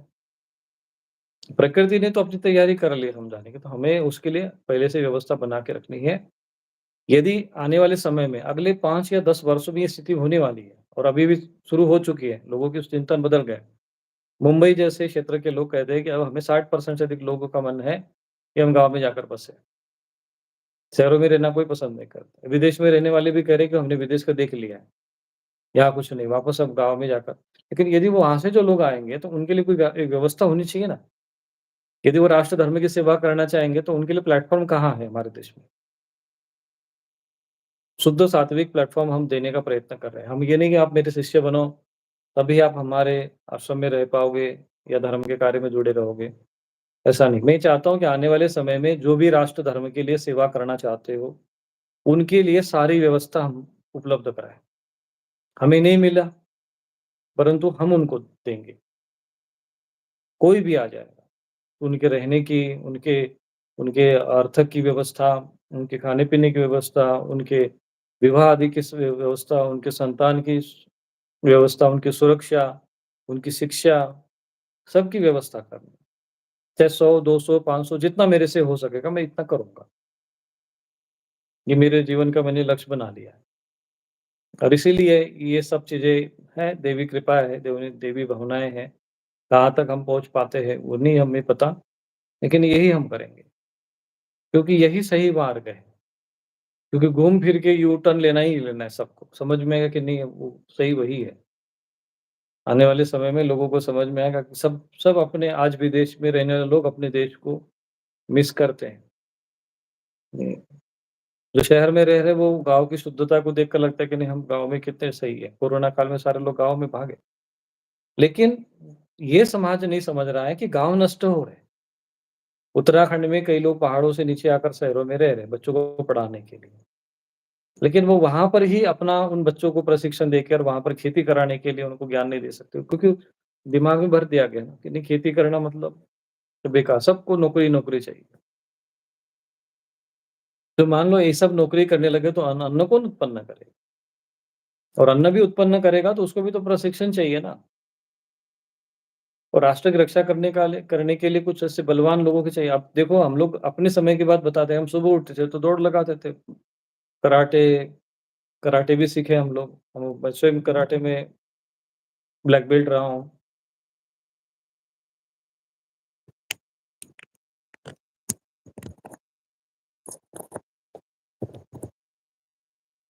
तो कहने का मेरा ये तात्पर्य ये है कि हम इन सब चीज़ों को हम सीखें।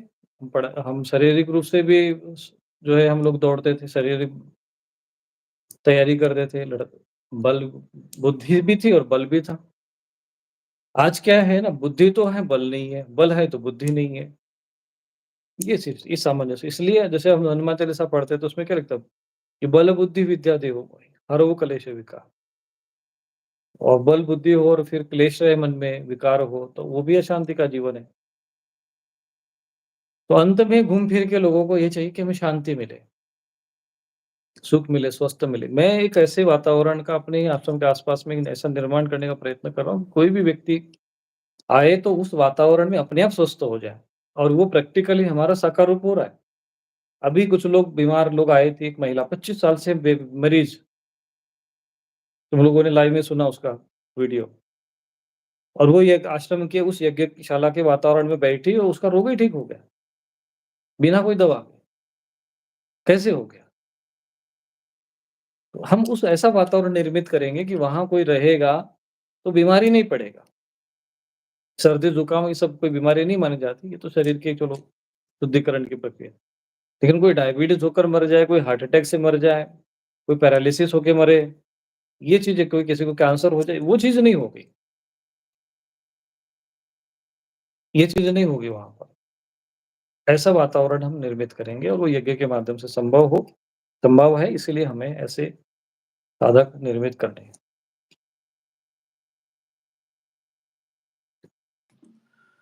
स्वामी जी, इस गुरुकुल में योग और आयुर्वेद से संबंधित कैसा ज्ञान होगा? क्योंकि आजकल जो फेक योग गुरुस नहीं, विदेशों में बहुत आ उनको रहे हैं, बिल्कुल। जो बस हाँ, ये सब क्रियाएँ सिखा देते हैं और कुछ जो असली योग का ज्ञान है, वो नहीं दे पाते। तो अगर ऐसे भी निकलें और जो विदेश तक जाएँ और सही योग सिखाएँ, तो ये भी एक बहुत अच्छा होगा। तो इस क्षेत्र बिल्कुल। में गुरुकुल में क्या होगा? अभी अभी जो योग सिखाया जा रहा है ना, वो योग है ही नहीं, वो केवल व्यायाम है, कसरत है, केवल व्यायाम है। योग में पहला है यम और नियम, आसन, स्थिर सुखम, स्थिर और सुखपूर्वक बैठने को आसन कहते हैं। लोग क्या है, नाखून घिसने को, दौड़ लगाने को, ये सब चीज़ें नहीं है। कपालभाति हो गया तो घेरण संहिता में आता है। ये योग है ही नहीं। योग है चित्तवृत्ति निरोधः। योग का अर्थ योगा चित्तवृत्ति निरोध, ये पहला सूत्र है। आप जितने भी योगाचार्य होंगे, इनमें से किसके आपने मुख से सुना चित्तवृत्ति, कभी सुना? यही सब चल रहा है, कुछ आसन करने, देखिए ऐसा नहीं है। योग योग यदि मैं कह रहा हूँ ना, शुद्ध योग स्वामी विवेकानंद जी जैसे राजयोग के अंतर्गत पतंजलि योग सूत्र के अंतर्गत योग सिखाया जाए, विदेश में स्वामी विवेकानंद ने कई योग सिखाए जाते हैं, तो उसमें प्राणायाम महत्वपूर्ण होता है। प्रत्याहार भी उतना ही आवश्यक है, धारणा, ध्यान और फिर समाधि, क्रम है। आज जितने भी योग सिखाए जा रहे हैं, वो सीधे समाधि में पहुँचा दे रहे हैं। ना यम का पता है, ना आसन का पता है उसको, ना नियम का पता है, प्राणायाम सिद्ध नहीं, तो क्रम से हम उनको सिखाएँ। ये बात तुमने बहुत अच्छी बात कही, ये बिल्कुल ठीक पकड़ लिए। आज जो योगा है, योग सिखा रहे हैं ना, वो योग नहीं, वो योगा है, और योगा का मतलब ये वैसा ही है जैसे कि एलोपैथिक और आयुर्वेद में जो अंतर है, वही अंतर योग और योगा। बाबा रामदेव जी ने भी योग का ज्ञान दिया, वो घेरण संहिता के अंतर्गत है, पतंजलि मुनि का उनसे कोई लेना-देना नहीं। बाबा रामदेव को भी शायद मुझे नहीं लगता है कि वो पतंजलि योग सूत्र का ज्ञान होगा। कितना है वो मुझे नहीं पता है। लेकिन वो कपालभाति और अनुलोम-विलोम को ही लोगों ने योग समझ लिया, जबकि वो तो घेरण संहिता के अंतर्गत आता है। और वो भी वो जैसा चाहिए था प्रत्याहार, कितने लोगों को पता है, जितने भी लोगों को सिखाया जाता है प्रत्याहार क्या है? आप प्रत्याहार को नहीं करोगे, आप जो है धारणा में नहीं जाओगे, ध्यान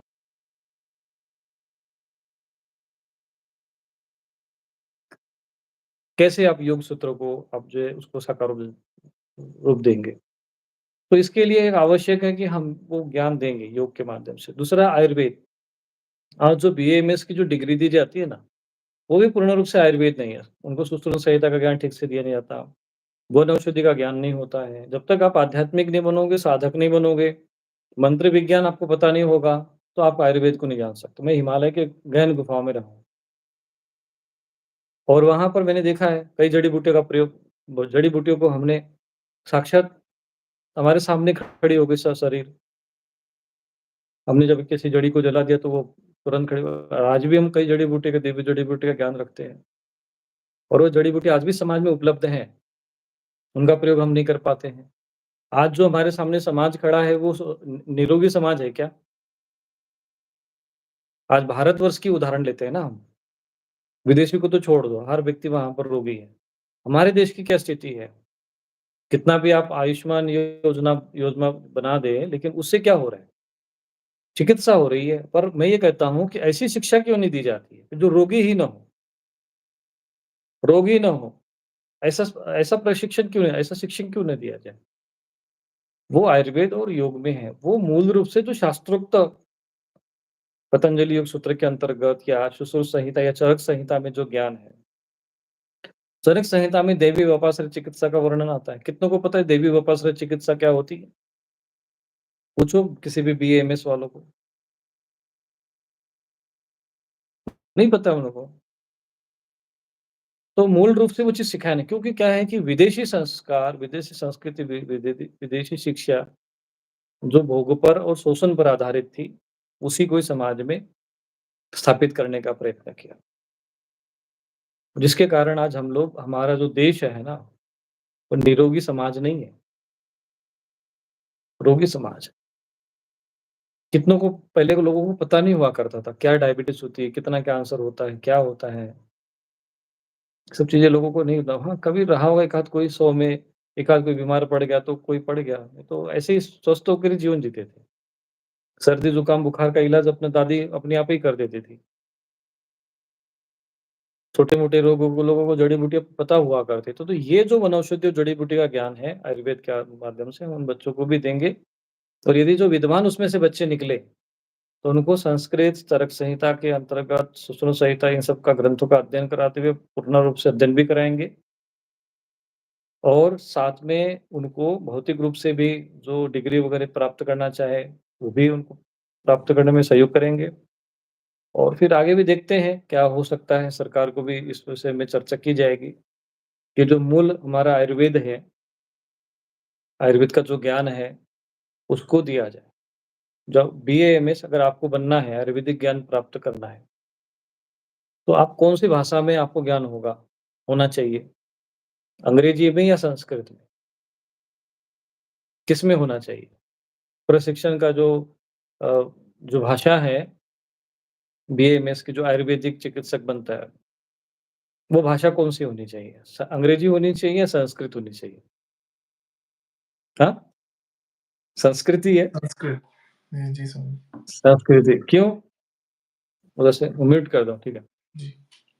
क्यों होना चाहिए? क्यों? क्योंकि अगर आपको चरक संहिता सीखनी है, सुश्रुत संहिता सीखनी है, समझनी है, आपको संस्कृत आनी चाहिए। लेकिन जो बीए-एमएस बनते हैं, वो कौन-सी भाषा में? अंग्रेजी में बनते हैं। तो ये सब चीज़ें हमारे साथ छल हो रहा है। कि धर्म ग्रंथ हमारे संस्कृत में, बीए-एमएस भी बन गए और बीए-एमएस को संस्कृत ही नहीं आती है। तो जो जो बीए-एमएस वही बनेगा, आयुर्वेद का ज्ञान वही प्राप्त करेगा जिसको संस्कृत का ज्ञान हो। ये सत्य है।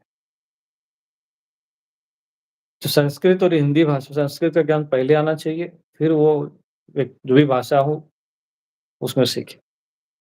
जिसको संस्कृत आता हो वही आयुर्वेदिक विशेषज्ञ हो सकता है। ये बहुत बड़ा गूढ़ रहस्य है। ठीक है। तो स्वामी जी, जो भी अभिभावक इच्छुक हैं यहाँ पे गुरुकुल में, तो उसके लिए क्या कोई कॉन्टैक्ट फ़ॉर्म है या फिर आश्रम से संपर्क कैसे करें? हाँ, अभी हम उसके लिए एक वेबसाइट पे वो सब एक व्यवस्था देंगे।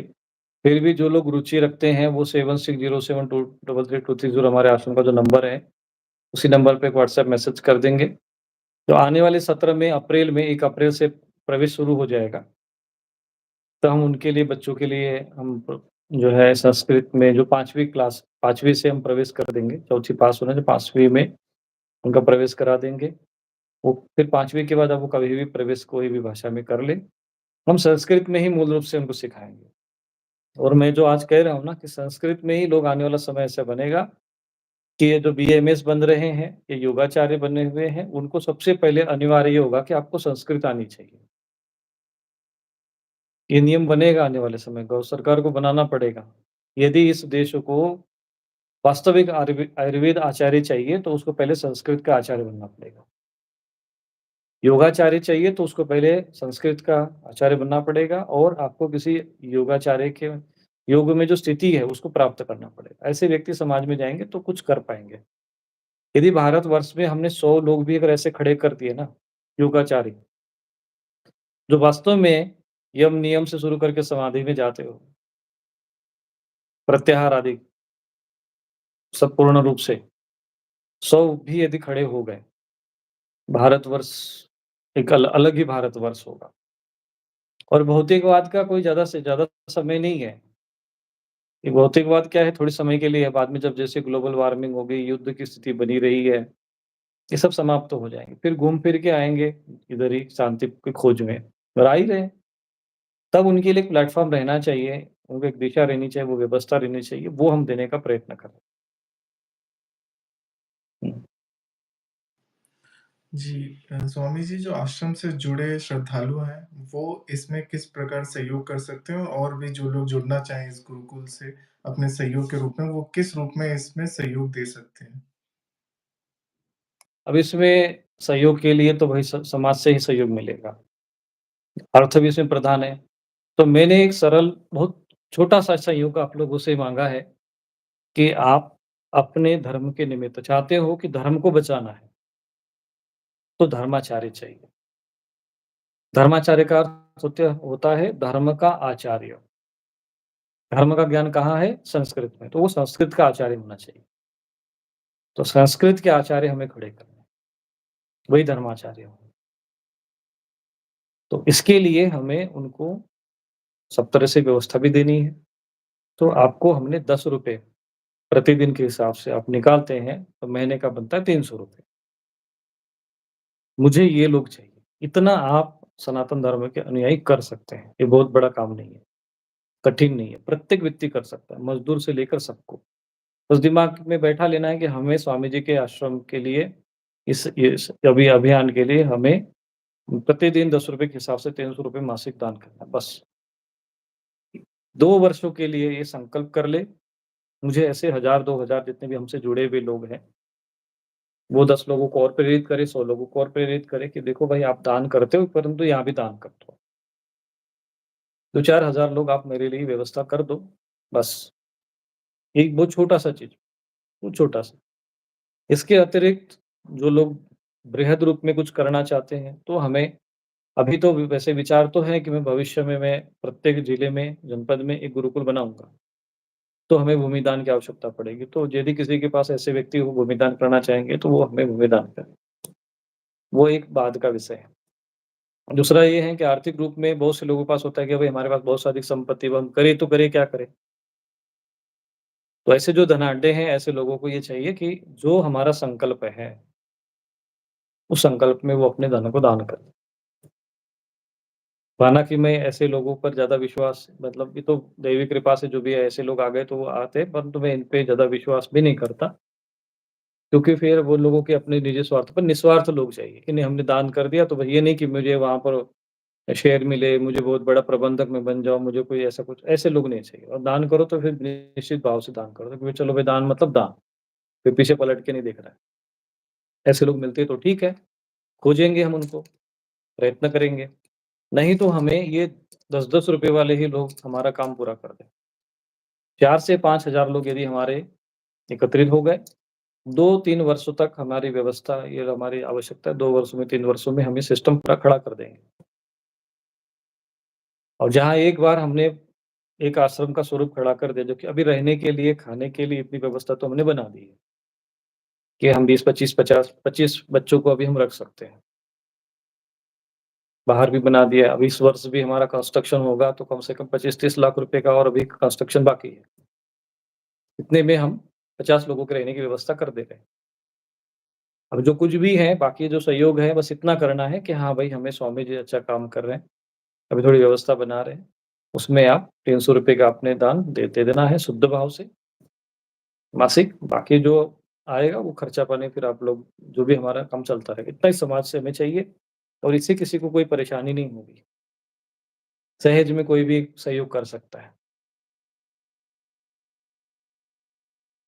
क्या लगता है कि ये कोई कठिन है लग रहा है?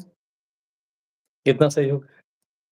₹10 का ₹10 का दान, ये समाज को कहाँ से कहाँ तक पहुँचा देगा आप कल्पना नहीं कर सकते। और दान से क्या होगा, जो चीज़ एकत्रित होती है ना, दान से ही धर्म टिका है।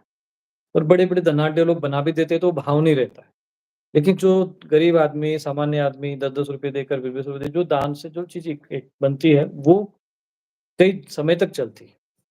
क्योंकि वो दान के साथ-साथ उनकी भावनाएँ भी उसके साथ वो उनके साथ जुड़ती हैं, तो वो एक बहुत बड़ी दिव्य एक ऊर्जा बनती है। कोई अहंकार बस दे दे, कि नहीं भई हमने दान कर दिया, तो वो फिर वो पुण्य फल उसी को लेगा, ऐसा ऐसा भी नहीं चाहते हम। हम चाहते हैं कि जो भी हम बच्चे विद्यार्थी पढ़ेंगे, संस्कृत पढ़ेंगे, उसका पुण्य जो है सामान्य गरीब व्यक्ति को भी मिले। इसीलिए हमने केवल और केवल अपेक्षा की है ₹10 की।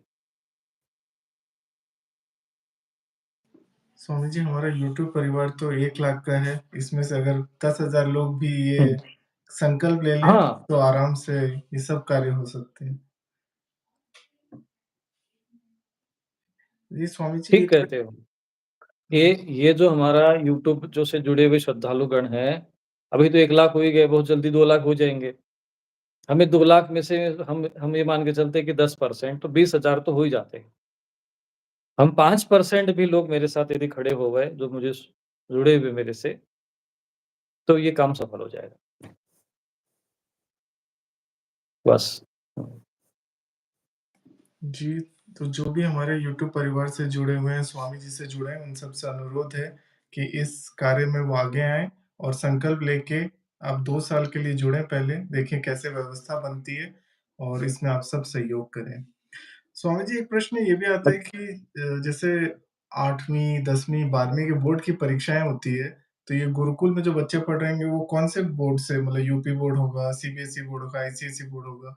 इसके बारे में आपने सोचा है कुछ मतलब उनकी परीक्षा से रिलेटेड जो हाँ, उसके लिए संस्कृत के भी बोर्ड बने हुए हैं, उसमें राष्ट्रीय संस्कृत संस्थान है। हमारे यहाँ बनारस में, काशी में संपूर्णानंद विश्वविद्यालय है, यूनिवर्सिटी संस्कृत यूनिवर्सिटी है। तो इन्हीं संस्थानों से जो जुड़े हुए विद्यालय हैं, वहाँ से उनको सर्टिफ़िकेट दिए जाएँगे और वहीं से उनको डिग्री भी आचार्य और शास्त्री की डिग्री तो काशी में ही हमारा आश्रम है। वास्तव में जो आश्रम हमारा है वो वाराणसी क्षेत्र में ही आता है। वाराणसी और चंदौली चंदौली जो वाराणसी का ही भाग था, वाराणसी जनपद का ही भाग था, बाद में वो छोटा-सा काट के बना दिया वो, बाकी वो बस नदी का इधर का उधर का भाग है ना, तो हम काशी क्षेत्र में ही हैं। तो वहाँ उन सब बच्चों को दिया जाता है कि उनको जो भी प्रशिक्षण है, जो भी चलते हैं, हमारे यहाँ संस्कृत विद्यालय बहुत है, विद्यालयों की कमी नहीं है और ये सारे जो उच्च कोटि के जो यूनिवर्सिटीज़ है, वहाँ से मान्यता प्राप्त हैं, तो वहाँ से उनको एक सर्टिफ़िकेट मिल जाएगा, वो सर्टिफ़िकेट पूरे विश्व में मान्य होगा। ये भी एक है और दूसरा ये भी है कि हमें इसके लिए आचार्य भी चाहिए, शास्त्रीय आचार्य भी चाहिए, तो वो भी ऐसे जो आ जाएँ, तो उनके लिए भी थोड़ा-बहुत वेतन भी देंगे। वो भी आकर आश्रम में अपनी सेवा दे सकते हैं। कुछ ऐसे व्यक्ति हो कि नहीं चलो देखो आप जीवन में कुछ न कुछ तो लक्ष्य लोगे ही लोगे। मैं एक तो बात मेरा एक पहला जो जीवन का ये है कि मैं कोई सन्यासी किसी को तो बनाऊँगा नहीं। सन्यासी बना दिया और फिर अपना ऐसा नहीं है, मेरा ऐसा कुछ भाव नहीं है। मेरा ये भाव है कि जो बच्चे पढ़े वो धर्म का ज्ञान रखने वाले, साधक बने। उसके बाद आप ब्रह्मचर्य का पालन करें, ब्रह्मचारी वस्त्रों में ही सबको रखूँगा। उसके बाद आपकी किसी की इच्छा होगी तो अपने गृहस्थ आश्रम में जाए या अपने राष्ट्र समाज के लिए वो समर्पित होकर कार्य करे या साधना करे। संन्यास एक अवस्था है जो 75 व 70-75 वर्ष के बाद ही शोभा देता है। बाकी जो लोग अभी अभी जो संन्यास की परंपरा चल रही है, हम जैसे लोग साधु संत बन जाते हैं, सन्यासी दे दी जाते हैं, ये सब ठीक नहीं है। क्योंकि उनके जीवन का कोई अभी खास उद्देश्य नहीं रहता फिर वो। हमें उद्देश्य विहीन साधु नहीं चाहिए, जिनके जीवन का कोई उद्देश्य ना हो, जो समाज के लिए कुछ ना कर सके। ऐसे साधु को तो समाज पृथ्वी पर बोझ जैसे हैं, ऐसा नहीं चाहिए। तो हमें ऐसे साधक चाहिए जो समर्पित भी हो अपने एक उद्देश्य को लेकर। अभी एक उद्देश्य हमारा छोटा-सा हमने सबको दे दिया है कि हमें ₹10-10 प्रतिदिन के हिसाब से ₹300 मासिक से या ₹3650 वार्षिक अपना को जमा कर दें, बस। इससे ज़्यादा हम कुछ भी नहीं चाहते, इससे ज़्यादा नहीं। लेकिन संख्या चाहिए ज़्यादा मात्रा में क्योंकि ज़्यादा अधिक लोग नहीं रहेंगे तो वो खर्चा हमारा ये है कि भाई सामने वाले को देने वाले को कष्ट ना हो। भिक्षा में सन्यासी जब कोई साधु बनता है तो 7 घर से 1-1 रोटी माँगता है। एक ही घर से 7 रोटी नहीं माँगते हम। क्योंकि एक व्यक्ति घर से 7 रोटी माँगेंगे तो पूरे एक एक एक व्यक्ति का तो भोजन वो दे देना पड़ेगा उसको। लेकिन 1 रोटी घर से तो हम लेते हैं, तो हमारा काम चल जाता है। ऐसे ही हम लोग गाँव में भी भागवत कथा करते हैं, तो हर घर से ₹500 ₹1000 ₹500 लगा दिया, तो वो सारे लोग पूरे गाँव में बड़ा कार्यक्रम कर देते, बड़ा यज्ञ कर देते। ये जो परंपरा है, इस परंपरा को भी जीवित रखना है, इसको भी जीवित करना है। गाँव में बड़े-बड़े यज्ञ हुआ करते थे, बड़े-बड़े कार्यक्रम हुआ करते थे, आज नहीं हो पाते। और बहुत से लोग जो लोग तामझाम करते शहरों में करते हैं, लेकिन उसका कोई प्रभाव थोड़ी समाज में पड़ रहा है। ये प्रभावित थोड़ा बहुत कर सकते हैं, लेकिन परिवर्तित नहीं कर सकते।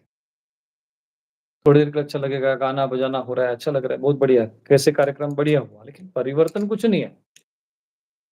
प्रभावित करने वाले लोग वो कार्य नहीं करना चाहिए।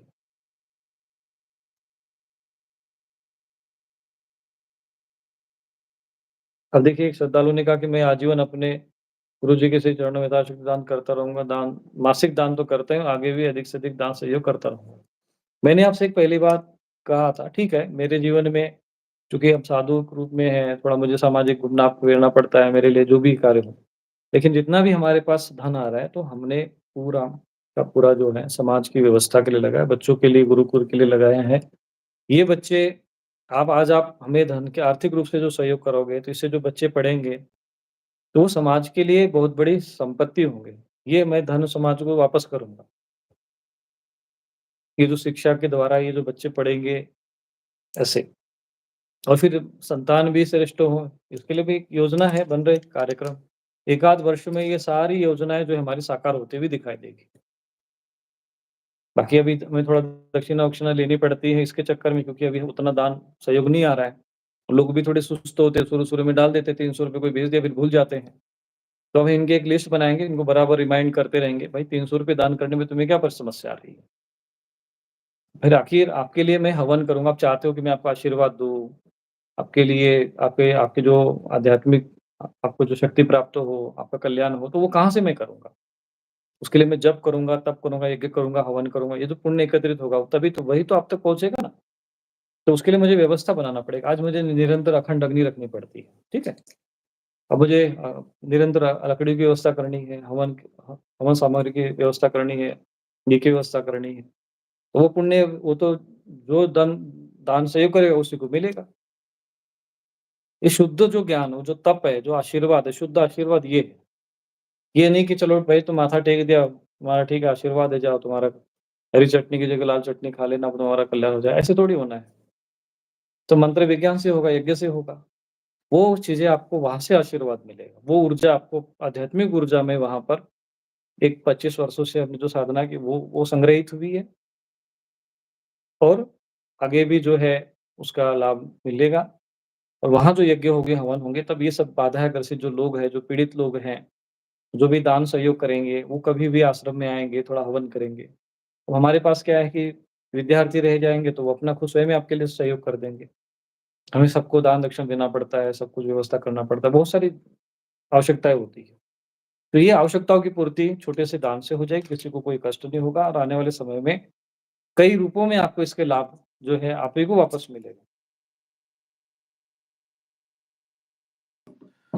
स्वामी जी, आश्रम चलाने के लिए, व्यवस्था बनाने के लिए आपको मतलब कुछ लोगों की ज़रूरत होगी, तो आप यहाँ से अनुरोध कर सकते हैं कि कैसे-कैसे लोगों को आपको आवश्यकता है, जो मतलब नौकरी ढूँढ रहे हैं या इससे रिलेटेड कुछ रोज़गार अभी तो हमें हाँ, अभी जी, हमें आचार्य जो चाहिए, संस्कृत का ज्ञान देने वाले जो कोई ऐसे शिक्षक हो जो बच्चों को खेल वगैरह सिखा सकते हैं, प्रशिक्षण जिनको आता हो, खेल से संबंधित कोई कला आती हो, कोई भी आपके पास ज्ञान हो, मेरे मुझे तो लगता है कि हमें सब तरह के लोगों की आवश्यकता है। आप भोजन बनाने से लेकर कंप्यूटर चलाने तक बहुत सारी सेवाएँ हमारे आश्रम में हैं और हम आपको देंगे। लेकिन हाँ, आश्रम के नियम कुछ होते हैं, हमारे थोड़े हम थोड़े शासन के अनुशासन हमारा थोड़ा कठोर ज़रूर है। हम वैसे भी हृदय से कठोर नहीं है, लेकिन हमारा जो नियम के कठोर है। थोड़ा-सा उसमें आपको पालन करना पड़ेगा, व्यवस्था बनानी पड़ेगी, अकेले का काम नहीं है हमारा। बस मैं प्रयत्न कर रहा हूँ, देखते हैं कहाँ तक भगवती की इच्छा होती है। क्योंकि अंत में लोग जो है आना तो यही है। हमें भी समझ में आ रहा है कि सनातन धर्म के अतिरिक्त और सनातन संस्कृति के प्रति जो लोगों को आना ही है और ये किसी न किसी संत महापुरुष के मार्गदर्शन में सब होगा। हमने जो समाज को ज्ञान दिया है, हमारी भावनाएँ शुद्ध हैं, तो निश्चित रूप से लोग भी जुड़ेंगे और जुड़ रहे हैं, ऐसा भी नहीं है। हमारा कार्य चल रहा है। ठीक है फिर और कोई प्रश्न है? जी, जी स्वामी जी, इसके लिए कोई आवेदन करना चाहे तो वो मतलब आश्रम को नंबर पे कॉन्टैक्ट करे या मतलब अगर कोई लोग इच्छुक हैं इसमें आने के लिए? हाँ, उसके लिए नंबर दिया हुआ है ना आश्रम का। बच्चों के जी, एडमिशन किस आधार पर होंगे और मैं और मेरी पत्नी पीएचडी देखो एक प्रश्न आया है किसी का कि प्रणाम बच्चों के एडमिशन किस आधार पे होंगे? मैं और मेरी पत्नी पीएचडी धारक है फिजिक्स और बायोलॉजी में, क्या हम कोई ऑनलाइन अपनी निस्वार्थ सेवा दे सकते हैं गुरुकुल के लिए? ये प्रश्न बहुत अच्छा है। बहुत से ऐसे जो इसमें जैसे पीएचडी किए हुए हो, किसी भी विषय के आप ज्ञाता हो, यदि उन बच्चों को आप ऑनलाइन प्रशिक्षण देने के लिए आप उत्सुक है, इच्छुक हैं, तो मैं उसकी सुविधा भी रहेगी। किसी भी विषय का, क्योंकि ये आवश्यक नहीं है कि सभी लोग घर में रह सकते हैं, लेकिन ये यूट्यूब के ज़माना होने के कारण ज़ूम आदि के माध्यम से बच्चों को भी हम ट्रेनिंग देंगे, वो सारी व्यवस्था है। प्रेज़ेंटेशन, लाइव प्रेज़ेंटेशन कराएँगे। तो जो भी किसी प्रकार का अगर किसी भी विषय में कोई जैसे फिज़िक्स जानता हो, कोई बायोलॉजी जानता हो, कोई भी क्षेत्र होगा, हम उनको सब तरह का ज्ञान देंगे। क्योंकि हमने तो तय कर लिया कि बच्चों को बनाएँगे तो पूर्ण रूप से बनाएँगे। भौतिक और आध्यात्मिक दोनों रूप से उनको पूर्ण ज्ञान देंगे। तो उसमें हमें बायोलॉजी वाले, फिज़िक्स वाले, केमिस्ट्री वाले भी सब तरह के लोगों की ज़रूरत पड़ेगी। तो ऐसे जो भी जो ऑनलाइन भी अगर हमें देना चाहेंगे, सहयोग करना चाहेंगे तो वो करेंगे। दूसरा ये है कि यदि कोई बच्चे ऐसे माता-पिता हैं कि नहीं हमारे बच्चे केवल जो है अंग्रेजी कॉन्वेंट्स में ही सीखे, उसी उसी माध्यम से सीखे या हिंदी के माध्यम से सीखे, संस्कृत से ना सीखे, परंतु हम अपने बच्चों को गुरुकुल में आपके साथ रखना चाहते हैं, तो वो भी व्यवस्था है हमारे पास। कि वो भी हम उनके बच्चों को हम अंग्रेजी जैसे कॉन्वेंट जैसे अंग्रेजी माध्यम से जो लोग पढ़ते हैं, तो वो भी उनको पढ़ाएँगे, लेकिन हम आश्रम में रखेंगे, तो आश्रम में उसके साथ-साथ इसका भी ज्ञान देंगे। मैंने पहले भी कहा कि हम उस भौतिक शिक्षा के हम ज इतने अधिक विरोधी नहीं, लेकिन उसकी अति जो हो चुकी है, वो हम उसको मिटाना चाहते हैं। हम चाहते हैं कि एक सामंजस्य बनना चाहिए, भौतिक ज्ञान भी वाले हो और आध्यात्मिक ज्ञान वाले भी हो, धर्म का ज्ञान रखने वाले भी हो।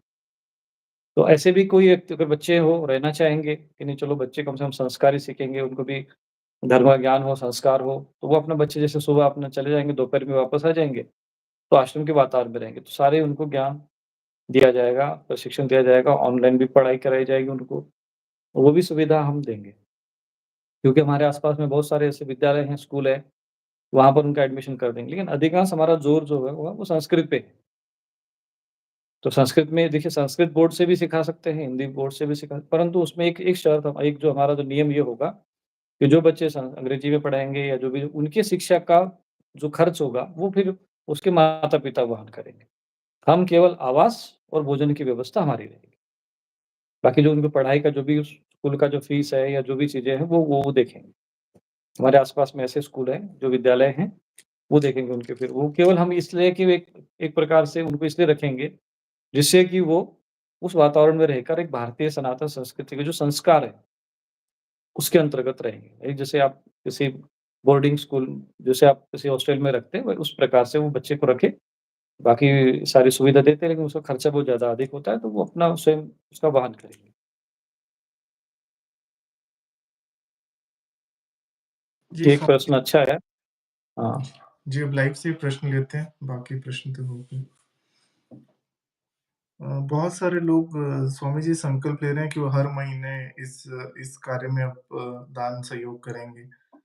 देखिए एक एक एक महिला है इसमें भावना देसाई करके गुजरात से, जो गुरुजी आश्रम के दिव्य वातावरण में मैंने भी अनुभव किया है। एक महिला गुजरात से आई थी ये।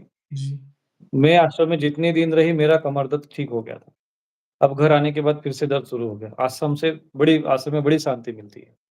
तो वो जो वातावरण हमने आध्यात्मिक वातावरण आश्रम में बनाने का प्रयत्न किया कि निरंतर यज्ञ होता रहे, हवन होता रहे, तो उस वातावरण में कई लोगों को जो है इस विषय पर ज्ञान प्राप्त होगा और वा उसका लाभ प्राप्त होगा।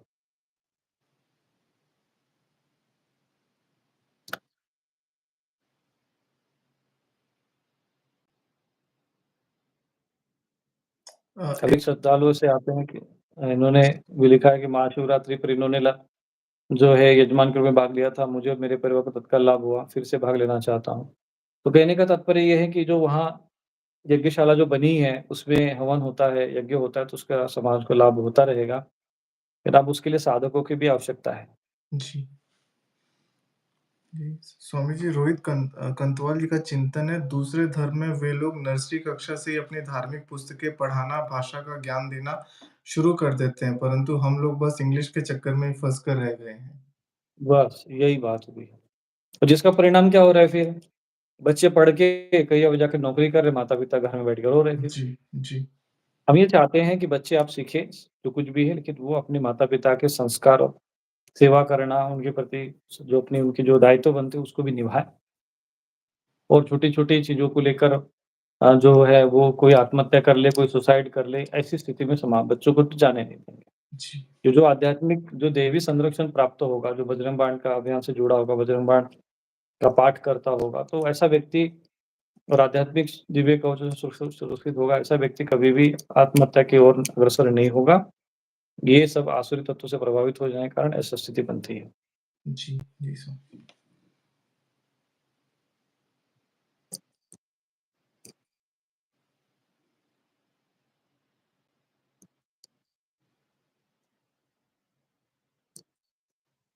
अनिल गुप्ता जी ने लिखा है, स्वामी जी मैं आजीवन अपने गुरुदेव के श्री चरणों में यथाशक्ति दान करता रहूँगा, मासिक दान तो करता ही हूँ, आगे अधिक से अधिक दान में सहयोग करता रहूँगा। तो लोग इससे जुड़ना चाह रहे हैं। बस ऐसे ही कुछ थोड़े दान सहयोगी मिलते रहेंगे। जो भी लोग सहयोग करते रहेंगे तो उससे काम चल जाएगा। ज़्यादा भी जी, हमें अब किसी ने कहा कि दूसरे वर्ण के लोग भी संस्कृत सीख सकते हैं, कर्मकांड कर सकते हैं। इसमें देखो जी, शास्त्र में पहली बात तो वर्ण का जो आधार है वो क्या है, इस पर हम पहले भी कह चुके हैं कि कोई जाति से कोई किसी एक वर्ण को निश्चित ये शास्त्र तो नहीं बता रहा है जी, कि कोई जाति से कोई एक वर्ण कैसे निश्चित होता है। पहली बात तो उसका एक प्रकृति होती है। ब्रह्म कर्म स्वभावजम, स्वभाव आपका ब्रह्म कर्म का होना चाहिए। अब जी, साधक तभी बन सकोगे आपके जो स्वभाव में होगा साधना करने का भाव। दूसरी बात ये है कि संस्कृत सभी सीख सकते हैं। शास्त्रों में तो दिया है कि सभी वर्ण के वर्ग संस्कृत सीखते थे। अब जैसे उदाहरण मैं आपको बताता हूँ छोटा-सा, जो सबको पता है। सूत जी का हमने पुराणों में वर्णन सुनते हैं। सूत जी का नाम सुना है? जी, सूत जी जब उन्होंने पुराणों का ज्ञान देते थे, शौनक आदि ऋषि वो सुनते थे। ऋषिगण सुन रहे थे, आचार्य का काम सूत जी करते थे। तो सूत कर्म उनके पिताजी करते थे तो पहले रहे होंगे तो वो सूत जी के नाम से ही वो प्रचलित हुए। वास्तव में उनका नाम महर्षि उग्रश्रवा था और उनके जो पिता थे महर्षि रोमहर्षण ऋषि थे हुँ, और ये पुराण के आचार्य थे। इतिहास और पुराण के। जब आचार्य बने, तो पहले तो कोई जब तक गुरुकुल से आप ज्ञान प्राप्त नहीं करोगे तब तक आचार्य डिग्री किसी को नहीं कहा जाता। किसी न किसी गुरुकुल में सीखे तो होंगे ना। सूत जो है वर्ग आता है कि जाति के हिसाब से देखा जाए, तो वो शूद्र वर्ण के अंतर्गत आते थे। फिर भी उनको इतिहास और पुराण के आचार्य के जो वो माने जाते थे और वो शौनक आदि ऋषि उनके चरणों में बैठकर ज्ञान प्राप्त करते थे। ये स्पष्ट उदाहरण आपको वेदों में उपलब्ध है। तो ये होता था कि जो ज्ञान से हैं, वही सम्मान्य, पूजनीय होता था और आचार्य और इससे सिद्ध होता है कि सभी वर्ण के वर्ग के बच्चे संस्कृत की शिक्षा प्राप्त कर सकते थे। जी, महाभारत में भी स्पष्ट लिखा है कि जो वेद वेद अध्ययन करते हुए जो है कृषि और व्यापार का ज्ञान प्राप्त करते थे। आप महाभारत के मोक्ष धर्म पर्व शांति पर्व में मोक्ष धर्म पर्व आता है, उसका आप अध्याय 188 और 189 आप पढ़ेंगे, तो उसमें ये पूरा वर्णन दिया है कि वर्ण व्यवस्था कैसे बनी है और उनके क्या कर्म होते हैं।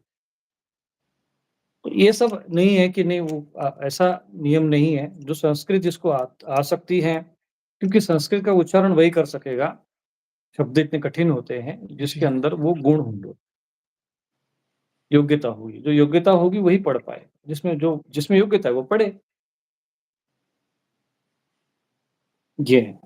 जी। स्वामी जी बाकी ये चर्चा का विषय है, आने वाले समय में चर्चा करेंगे, लेकिन मेरी जहाँ तक धारणा है, शास्त्र के आधार पे जो मैंने अध्ययन-वर्णन किया है, वो मुझे स्पष्ट दिखा। वो उदाहरण भी जी, आपके सामने रखा है और इस पर अगर किसी को आपत्ति हो तो शास्त्रार्थ करे, चर्चा करे, इसमें क्या समस्या है? अगर समाज एकजुट हो जाए, ये समझ जाए कि भई ये व्यक्ति विशेष का सभी लोग सनातन धर्म के अनुयायी हैं, यदि यज्ञोपवीत कर सकते हैं, संस्कृत सीख सकते हैं, ज्ञान प्राप्त हो तो ठीक है और नहीं सीख सकते तो वो भी बताएँ क्यों नहीं सीख सकते? प्रश्न तो रखेंगे ना, इस पे चर्चा करने में कोई आपत्ति नहीं है। आने वाले समय में जब ऐसे प्रश्न आएँगे तो हम उनको उत्तर बताएँगे। जी, तो जहाँ तक मैंने शास्त्र का अध्ययन किया है, भगवद गीता के अनुसार स्पष्ट लिखा है, चातुर्वर्ण्य मया सृष्टम गुण कर्म विभागस्य, जन्म कर्म विभागस्य नहीं है वहाँ पर। प्रमाण है, अब इससे ज़्यादा क्या प्रमाण? भगवद गीता से और भगवान वाणी से ज़्यादा क्या प्रमाण चाहिए? ठीक है जी। और जी, स्वामी जी, एक त्रिविक्रम पाटिल जी हैं, उनका प्रश्न है कि गुरुजी आश्रम में एंट्री के लिए बच्चों की न्यूनतम ऐज क्या होनी चाहिए? 5वीं पास होना चाहिए मतलब 5वीं में वो प्रवेश लेगा कम से कम में। जी, तो 5 के हिसाब से अगर मान लो 5 वर्ष का हिसाब 10 वर्ष का तो कम से कम चाहिए ही।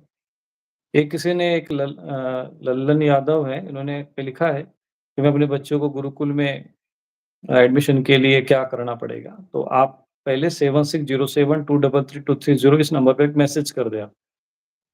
फिर आपको उधर यहाँ से कॉल आएगा, आपसे बात करे की जाएगी और चर्चा होगी इस विषय पर। फिर बताया जाएगा। जी, बस आप स्वामी इतना एक जो ये नंबर है जी, 7607233230 ये जो नंबर है, इस नंबर पर आप एक मैसेज कर देना, एक संदेश भेज देना कि भई हमें अपने बच्चों को पढ़ाना चाहते हैं, बाकी तो फिर यहाँ से हम लोग चर्चा कर लेंगे।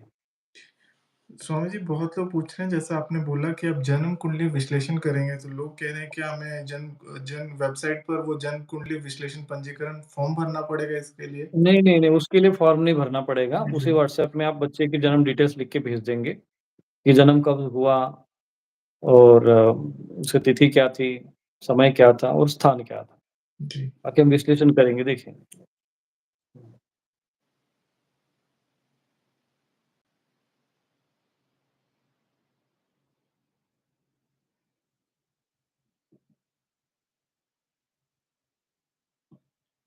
जयमिन पांड्या जी हैं, स्वामी जी ये कह रहे हैं कि ज्योतिष सब्जेक्ट को भारत में फैलाना बहुत ज़रूरी है। मतलब वो कह रहे हुँ। हैं ज्योतिष के विषय में इस गुरुकुल में ज्योतिष की भी पढ़ाई होगी, मतलब शायद इसी क्षेत्र में पूछना चाह रहे हैं। देखो, एक एक श्रद्धालु ने प्रश्न किया, गुरुकुल परंपरा वापस लागू होनी चाहिए। जब मदरसे हैं, चर्च है, तो गुरुकुल क्यों नहीं? जी, जी। ये कानूनी रूप से गुरुकुल को पूरे गाँव-गाँव में ये होने चाहिए। गुरुकुल के जो गुरुकुल है, ये वैसे सरकारी स्तर पे होना चाहिए, लेकिन सरकारी व्यवस्था ऐसी है ना, इनका कोई ठिकाना नहीं होता है। ये कब जो है ठीक चला देंगे और कब कहाँ गड़बड़ कर देंगे। इसीलिए मैं चाहता हूँ कि अगर सरकारों को ये सब कार्य करना भी है, तो किसी जो महापुरुष, जो साधु-संत काम कर रहे हैं, कई आज भी भारतवर्ष में जो है साधु महात्माओं को, कई साधु महात्मा गुरुकुल चलाते हैं, कार्य कर रहे हैं, लेकिन उनको प्रोत्साहन नहीं दिया जाता। सरकार की तरफ से बिल्कुल प्रोत्साहन नहीं दिया जाता। सरकार तो बिल्कुल ही साधु महात्माओं को सब कुछ समझती ही नहीं है। वो तो चलो, उनके अगर एक योगी आदित्यनाथ जी को मुख्यमंत्री बना तो दिया इन्होंने, लेकिन वो बस वही है कि बस उनका उपयोग करना है, उनकी भावनाओं का, उनकी योग्यता का, जो कि वो पद पे हैं, सांसद थे, परंपरा से वो सांसद उस स्थान पे गोरखपुर पे सीट पास होती है। लेकिन स बाकी जो साधु महात्मा को मैंने देखा है नहीं कि मैं चाहते, उत्तर प्रदेश का एक उदाहरण देता हूँ, यदि वो चाहते तो 10 वर्ष हो रहे लगभग-लगभग, 10 वर्ष में यदि वो चाहते, तो क्या वो उत्तर प्रदेश के हर गाँव में गुरुकुल नहीं बना सकते थे? इतना उनके पास व्यवस्था नहीं थी, लेकिन ये लोग नहीं कर सकते। उसके लिए बहुत बहुत बड़ी दृढ़ भावना चाहिए। कुछ भी नहीं, अगर हम जैसे 10-20 साधु महात्माओं को भी अगर ये ज़िम्मेदारी दे दी जाती ना, एक इनको सब कुछ संस्कृति मंत्रालय है, सारे मंत्रालय, संस्कृत मंत्रालय नहीं बना सके ये, गौ मंत्रालय नहीं बना सके, बना देते ना, समस्या क्या थी? अल्पसंख्यक मंत्रालय हैं, उनके मदरसों के लिए दान दिया जाता है, हम उससे आपत्ति नहीं है, दो भई आप, कोई समस्या नहीं है कि चलो वो अपने धार्मिक शिक्षा दे रहे हैं, तो संस्कृत गुरुकुल के लिए क्यों नहीं है? कितने गुरुकुलों को आप इन्होंने स्थापित किया, कितनी ज़मीनें दी गुरुकुलों को, बल्कि वो गुरुकुल आश्रमों को तो अभी हड़पा जा रहा है। बहुत बुरी स्थिति है साधु समाजों की। साधुओं का तो बिल्कुल केवल नाम मात्र की स्थिति है साधु समाज की, चलो हिंदुत्व के नाम पर बस यूज़ एंड थ्रो वाली स्थिति है। यदि कुछ भी नहीं करे, ये लोग कह दें साधु महात्माओं को कि भई आपको हम पूरे भारतवर्ष में गुरुकुल स्थापित करने की ज़िम्मेदारी सौंपते हैं, सारे साधु महात्माओं को, सारे मिलकर। ये बताइए आपको कितना बजट चाहिए? तो कितना बजट पास अभी तक हुआ कभी ऐसा पास? किसी साधु महात्मा ने कभी प्रश्न उठाया इस संसद में? आज मुझे ये कहना पड़ता है, मुझे क्यों कहना पड़ता है कि नहीं, हमें 800 गुरुकुल मैं हर भारत में बनाऊँगा? क्यों आवश्यकता पड़ रही है? यदि यदि कोई सतयुग का काल होता, किसी राजा के पास कोई एक ऋषि-मुनि चला जाता कि नहीं हमें वेद विद्यालय बनाना है, गुरुकुल बनाना है, तो क्या उसे कुछ सोचना पड़ता था कुछ अर्थ के बारे में? कभी नहीं। 1 मिनट में सारी व्यवस्था हो जाती। बिल्कुल ये सब लोगों की धारणाएँ नहीं है। सिर्फ़ नाम मात्र के लिए, सत्ता पाने के लिए, बस लोगों की भावना करने के लिए, ठीक है, होना चाहिए, मैं ये नहीं कहता कि वो लोग उनके लिए काम कर रहे हैं। लेकिन जब बात गाय की आती है, संस्कृत की आती है, गुरुकुल की आती है, कुछ भी नहीं होता है, 0% कुछ भी नहीं है।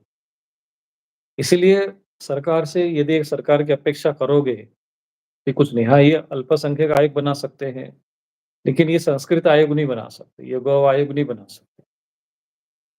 ये एक बड़ी समस्या है, विडंबना है। बाकी जो ये कर रहे हैं, अच्छा काम कर रहे हैं, हम उसको विरोधी भी नहीं है। लेकिन अब जो हम चाहते हैं समाज की जो नींव में जो चीज़ें होनी चाहिए, वो यदि होगी नहीं, तो हम क्या करेंगे फिर?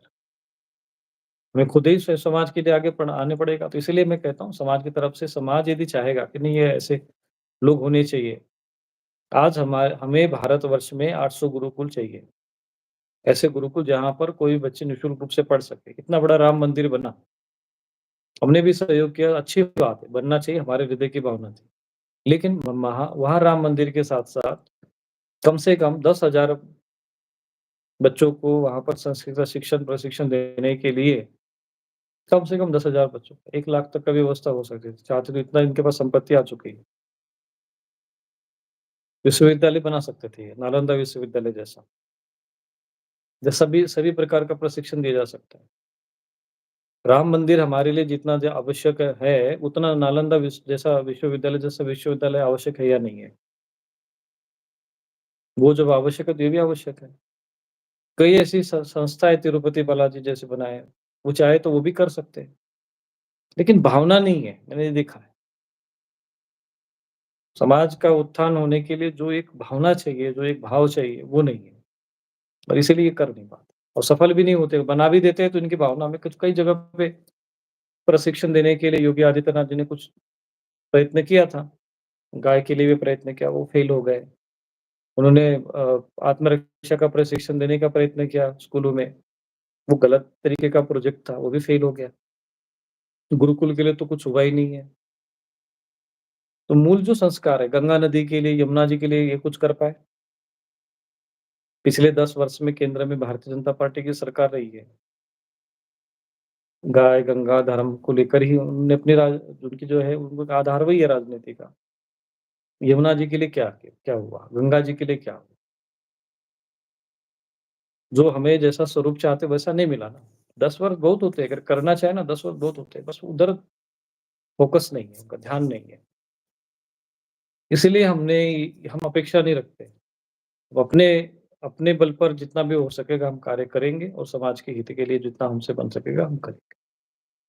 बाकी उन्होंने जो अन्य कार्य किए ठीक है, अच्छा किए। जो अच्छा करेगा उसके साथ अच्छा बात करेंगे, जो गलत करोगे तो विरोध कौन करेगा? हम जैसे थोड़े 2-4 साधु महात्मा बचे हैं जो सत्य बोल सकते हैं, बाकी तो सब चल रहा है ऐसे ही। तो हमें उससे अपेक्षा नहीं रखते, तो इसलिए जो मदरसे हो, हमें आपत्ति नहीं है। जो भी अपने कॉन्वेंट स्कूल बने, हमें आपत्ति नहीं है, लेकिन गुरुकुल भी होने चाहिए, ये मेरा कहना है। और इसके लिए अब जनता को भी आवाज़ उठानी पड़ेगी। प्रत्येक गाँव में एक गुरुकुल ये निश्चित हो जाना चाहिए। कि गुरुकुल बचेगा तो गाँव बचेंगे। गुरुकुल ही गाँव को बचा सकते हैं। गुरुकुल के आचार्य ही गाँव में धर्म के संस्कार दे सकते हैं। और जिस दिन इन्होंने ऐसा काम कर दिया, तो हम मान लेंगे कि भई सच में राम राज्य आ गया। धर्म का ज्ञान नहीं है, धर्म के आधार पर आप राष्ट्र का नींव नहीं रखना चाहते। धर्म का मतलब मैं इसे केवल हिंदू और ये सब चीज़ से नहीं, धर्म का मतलब हमारे सनातन धर्म के जो मूलभूत हमारे ऋषि-मुनि का ज्ञान है, वो समाज में कहाँ है? आप देखिए ना गाँव में जाइए आज आज भोजन कराने के लिए कोई कर्मकांड भागवत श्राद्ध करना हो, तर्पण कोई घर में तो कोई है, मिलता नहीं है। तो कम से कम एक गाँव में एक गुरुकुल रहे, 20, 25, 50 विद्यार्थी उसमें रहे, ऐसी व्यवस्था हो, तो देश में बहुत कुछ सुधार आ जाए। फिर सरकारी व्यवस्था क्या होती है, बाद में धीरे-धीरे वो लोग वेतन मिलने लग जाता है, तो वो भी फिर बुद्धि उनकी भ्रष्ट हो जाती है। इसीलिए हमें दान से ही ये काम चलाना पड़ेगा। समाज का जो सबसे बड़ा शुद्ध धन दान का माना जाता है। तो थोड़ा-थोड़ा दान हमें मिलेगा ना, उससे जो समाज में कार्य होगा, वो श्रेष्ठ कार्य होगा। तो इसीलिए हम इस क्षेत्र में सरकार से कोई अपेक्षा भी नहीं करते कि वो करेगी। हाँ, करती है तो अच्छी बात है, नहीं करती है तो भी कोई समस्या नहीं है। हमारे जैसे 2-4 10 साधु निकल गए तो बात बन जाएगी और हमारा संकल्प तो यही है, जितना हमसे बनेगा हम करेंगे।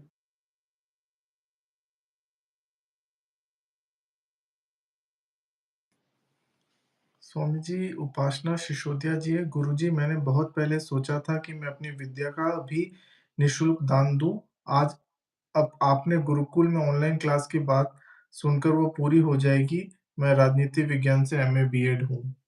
तो बहुत सारे हाँ, लोग बिल्कुल, बिल्कुल, बिल्कुल। ये अच्छा काम अच्छा इन्होंने एक जो है उदाहरण उसमें अपना कहा है, अब मेरा काम बड़ा सरल हो गया अब तो। क्योंकि कई मैं ये सोचता था कि इतने बच्चों को पढ़ाऊँगा तो सही, उनको प्रशिक्षण कैसे दूँगा? तो ये समस्या का समाधान ऑनलाइन हो जाएगा और मुझे लगता है कि जितना हमने ऑनलाइन ज्ञान आपको दिया है, तो आप अपना भी ऑनलाइन ज्ञान हम उन बच्चों को दोगे, मुझे ऐसा लगता है। नंदुलाल विश्वास जी कह रहे हैं इस मुहिम के लिए एक शांतिपूर्ण जन आंदोलन होना चाहिए। गुरुकुल के लिए हाँ, शायद। हाँ, हाँ, बिल्कुल, बिल्कुल। जी, इसके लिए शांतिपूर्ण जन आंदोलन का सरल तरीका मैं बताता हूँ, सरल विधान बताता हूँ कि आप एक ये नियम बना लीजिए कि एक जो लाइन जो है प्रतिदिन आप पोस्ट करते जाओगे, विचार चिंतन देते जाओगे कि भाई भारत के प्रत्येक गाँव में गुरुकुल होना चाहिए। एक लाइन लिखना है बस आपको।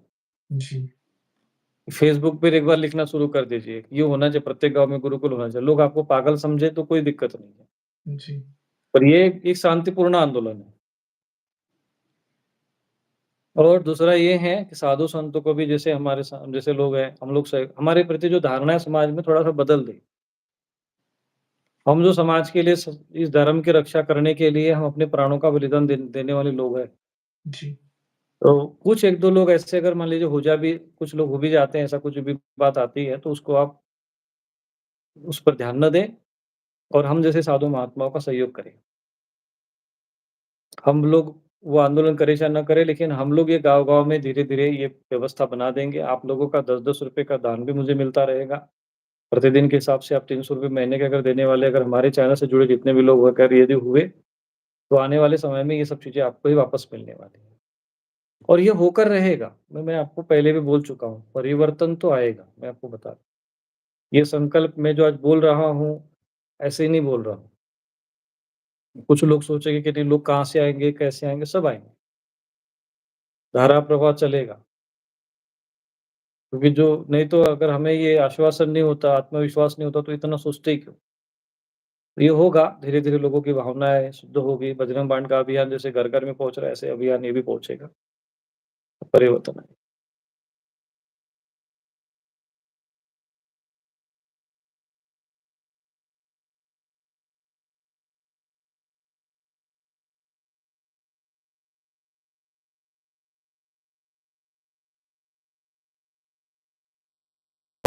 मैं नहीं चाहता हूँ, जैसा मैं ये चाहता हूँ कि जो ये दान से, जो लोगों का सहयोग से ये जो निर्माण होगा ना, इसका परिणाम इसके जो अन्न होगा बड़ा शुद्ध होगा। पहले गुरुकुल जो होते थे वो भिक्षा से चलते थे। भिक्षा जो बच्चे क्या भगवान राम भी गए तो वो भी भिक्षा माँगे। अभी उस समय यदि भगवान राम के जो पिता थे राजा दशरथ, वो चाहते कि नहीं भई आप बच्चों को भिक्षा मत मँगवाइए, हम पूरा फंडिंग करते हैं। आपके गुरुकुल के लिए जितनी आवश्यकता है, सब व्यवस्था हम कर देंगे। मेरे बच्चों से आप भिक्षा मत मँगवाइए। लेकिन ऐसा नहीं, ऐसा था क्या? ऐसा नहीं हुआ। उन्होंने कहा कि नहीं ठीक है, जो गुरुकुल के नियम है उसके अनुसार आप करिए। तो भिक्षा से ही दीक्षा मिलेगी, शिक्षा मिलेगी, तो फिर वो महान कार्य सिद्ध होगा। तो ये भी एक प्रकार की आप लोगों से भिक्षा ही ले रहे हैं। वो उतना तो हमारा अधिकार आप लोगों के धन पर है, इतना तो हम बिल्कुल रख सकते हैं। 1 रोटी ₹10 में तो आप 1 रोटी मान के चलो कि प्रतिदिन एक दान कर रहे हो, ऑनलाइन। तो अब थोड़ी व्यवस्था ऐसी है कि तो ऑनलाइन समझ लो।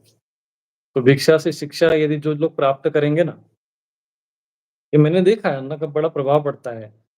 क्योंकि आप राज-अन्न जब खाते हो ना, राज-अन्न जब आप खाते हैं, तो बुद्धि दूषित होती है। राजा का अन्न खाने से बुद्धि, क्योंकि क्या है वो टैक्स से आता है। तो टैक्स जो होता है वो आदमी प्रसन्नता से नहीं देता है। और जो प्रसन्नता से दी नहीं है तो फिर वो उसके पीछे हाय की आय वो होती है, बुद्धि पर प्रभाव डालता है। धर्म का ज्ञान प्राप्त करना हो तो भिक्षा का जीवन बहुत आवश्यक है। कुछ लोगों ने मुझसे कहा कि नहीं गुरुजी हम कुछ पैसा, अवैध पैसा भी हम कुछ चीज़ें वैसा भी हम है, काला धन है हमारे पास, तो हम पैसे देने का, मैंने कहा नहीं भई, ये सब चीज़ें से नहीं। हमको आपसे 10 ही रुपए के हिसाब से आप दान करो। थोड़ा बहुत आप अपने बहुत ज़्यादा किसी की इच्छा हुई तो आप 10वांश निकाल के दे दो, अपने आय का, जो शुद्ध आय है। इससे ज़्यादा हम नहीं अपेक्षा कर सकते। तो ये जो ₹10 का जो दान है ना, ये हमारे पूरे मिशन की नींव है। और उससे जो में अगर 10 लोग भी खड़े हो जाएँगे ना, पूरे देश में बदलाव लाने के लिए पर्याप्त हो। ये हम 100 लोगों को भी अगर मैं ऐसा खड़ा कर दिया अपने जीवन काल में, मतलब प्रति वर्ष यदि मैं 10 से 20 लोगों का, हमने 20 से 25 लोगों को तुम तय कर लें। इसमें से 10 भी अगर ऐसे निकल गए, तो इस भारत भूमि के लिए अगले 5 वर्षों में ये पूरा परिवर्तन लाने वाले होंगे। तो इसीलिए मैं चाहता हूँ कि वो जो शुद्ध धन हमें प्राप्त हो और वो दान से प्राप्त हो। हुँ। स्वामी जी, विभू शर्मा जी का एक चिंतन है, आज हर घर में बच्चों को ये पता है कि सांता क्लॉज बच्चों को उपहार देते हैं, माता-पिता खुद ही बच्चों को हिंदू धर्म से दूर कर रहे हैं। बिल्कुल, बिल्कुल। जी, और तो स्वामी जी कोई इससे रिलेटेड प्रश्न नहीं है, इधर-उधर के प्रश्न ही ज़्यादा कर रहे हैं।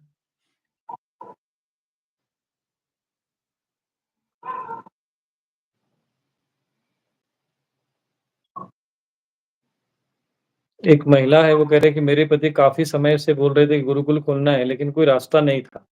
छोटे बच्चों का 2016 से हम स्कूल चला रहे हैं, 6 साल से छोटे ही बच्चों के लिए। तो ये भी जी, अच्छा है, प्रयत्न कर रहे हैं।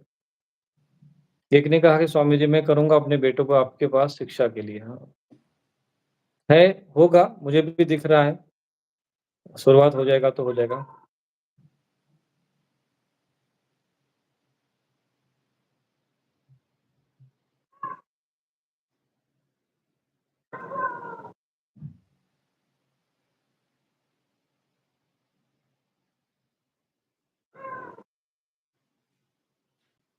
बाकी चलिए कल से फिर चर्चा करेंगे दूसरे विषय पर। जी स्वामी जी। तो लगभग सारे हुँ, प्रश्न हो गए, लाइव में भी इधर-उधर के प्रश्न जाता है।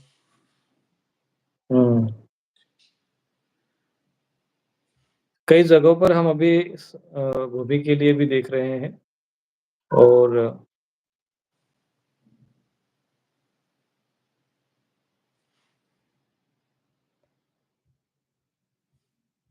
लगे हैं आगे क्या कर सकते हैं। जी, व्हाट्सएप नंबर फिर से बोल दो भाई किसी ने कुछ माँगा है। WhatsApp number 7607 320 right? We are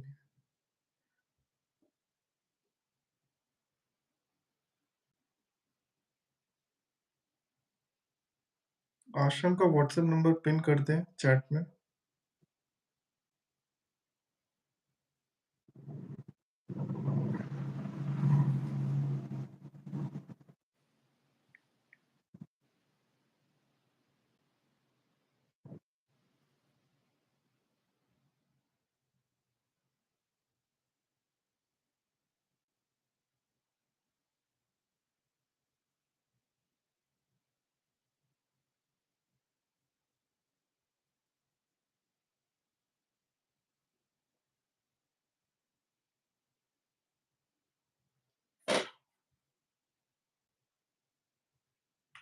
ठीक है, आज इतना ही। जी, चर्चा का विषय बहुत हुआ, बाकी इस विषय पर चर्चा होती रहेगी।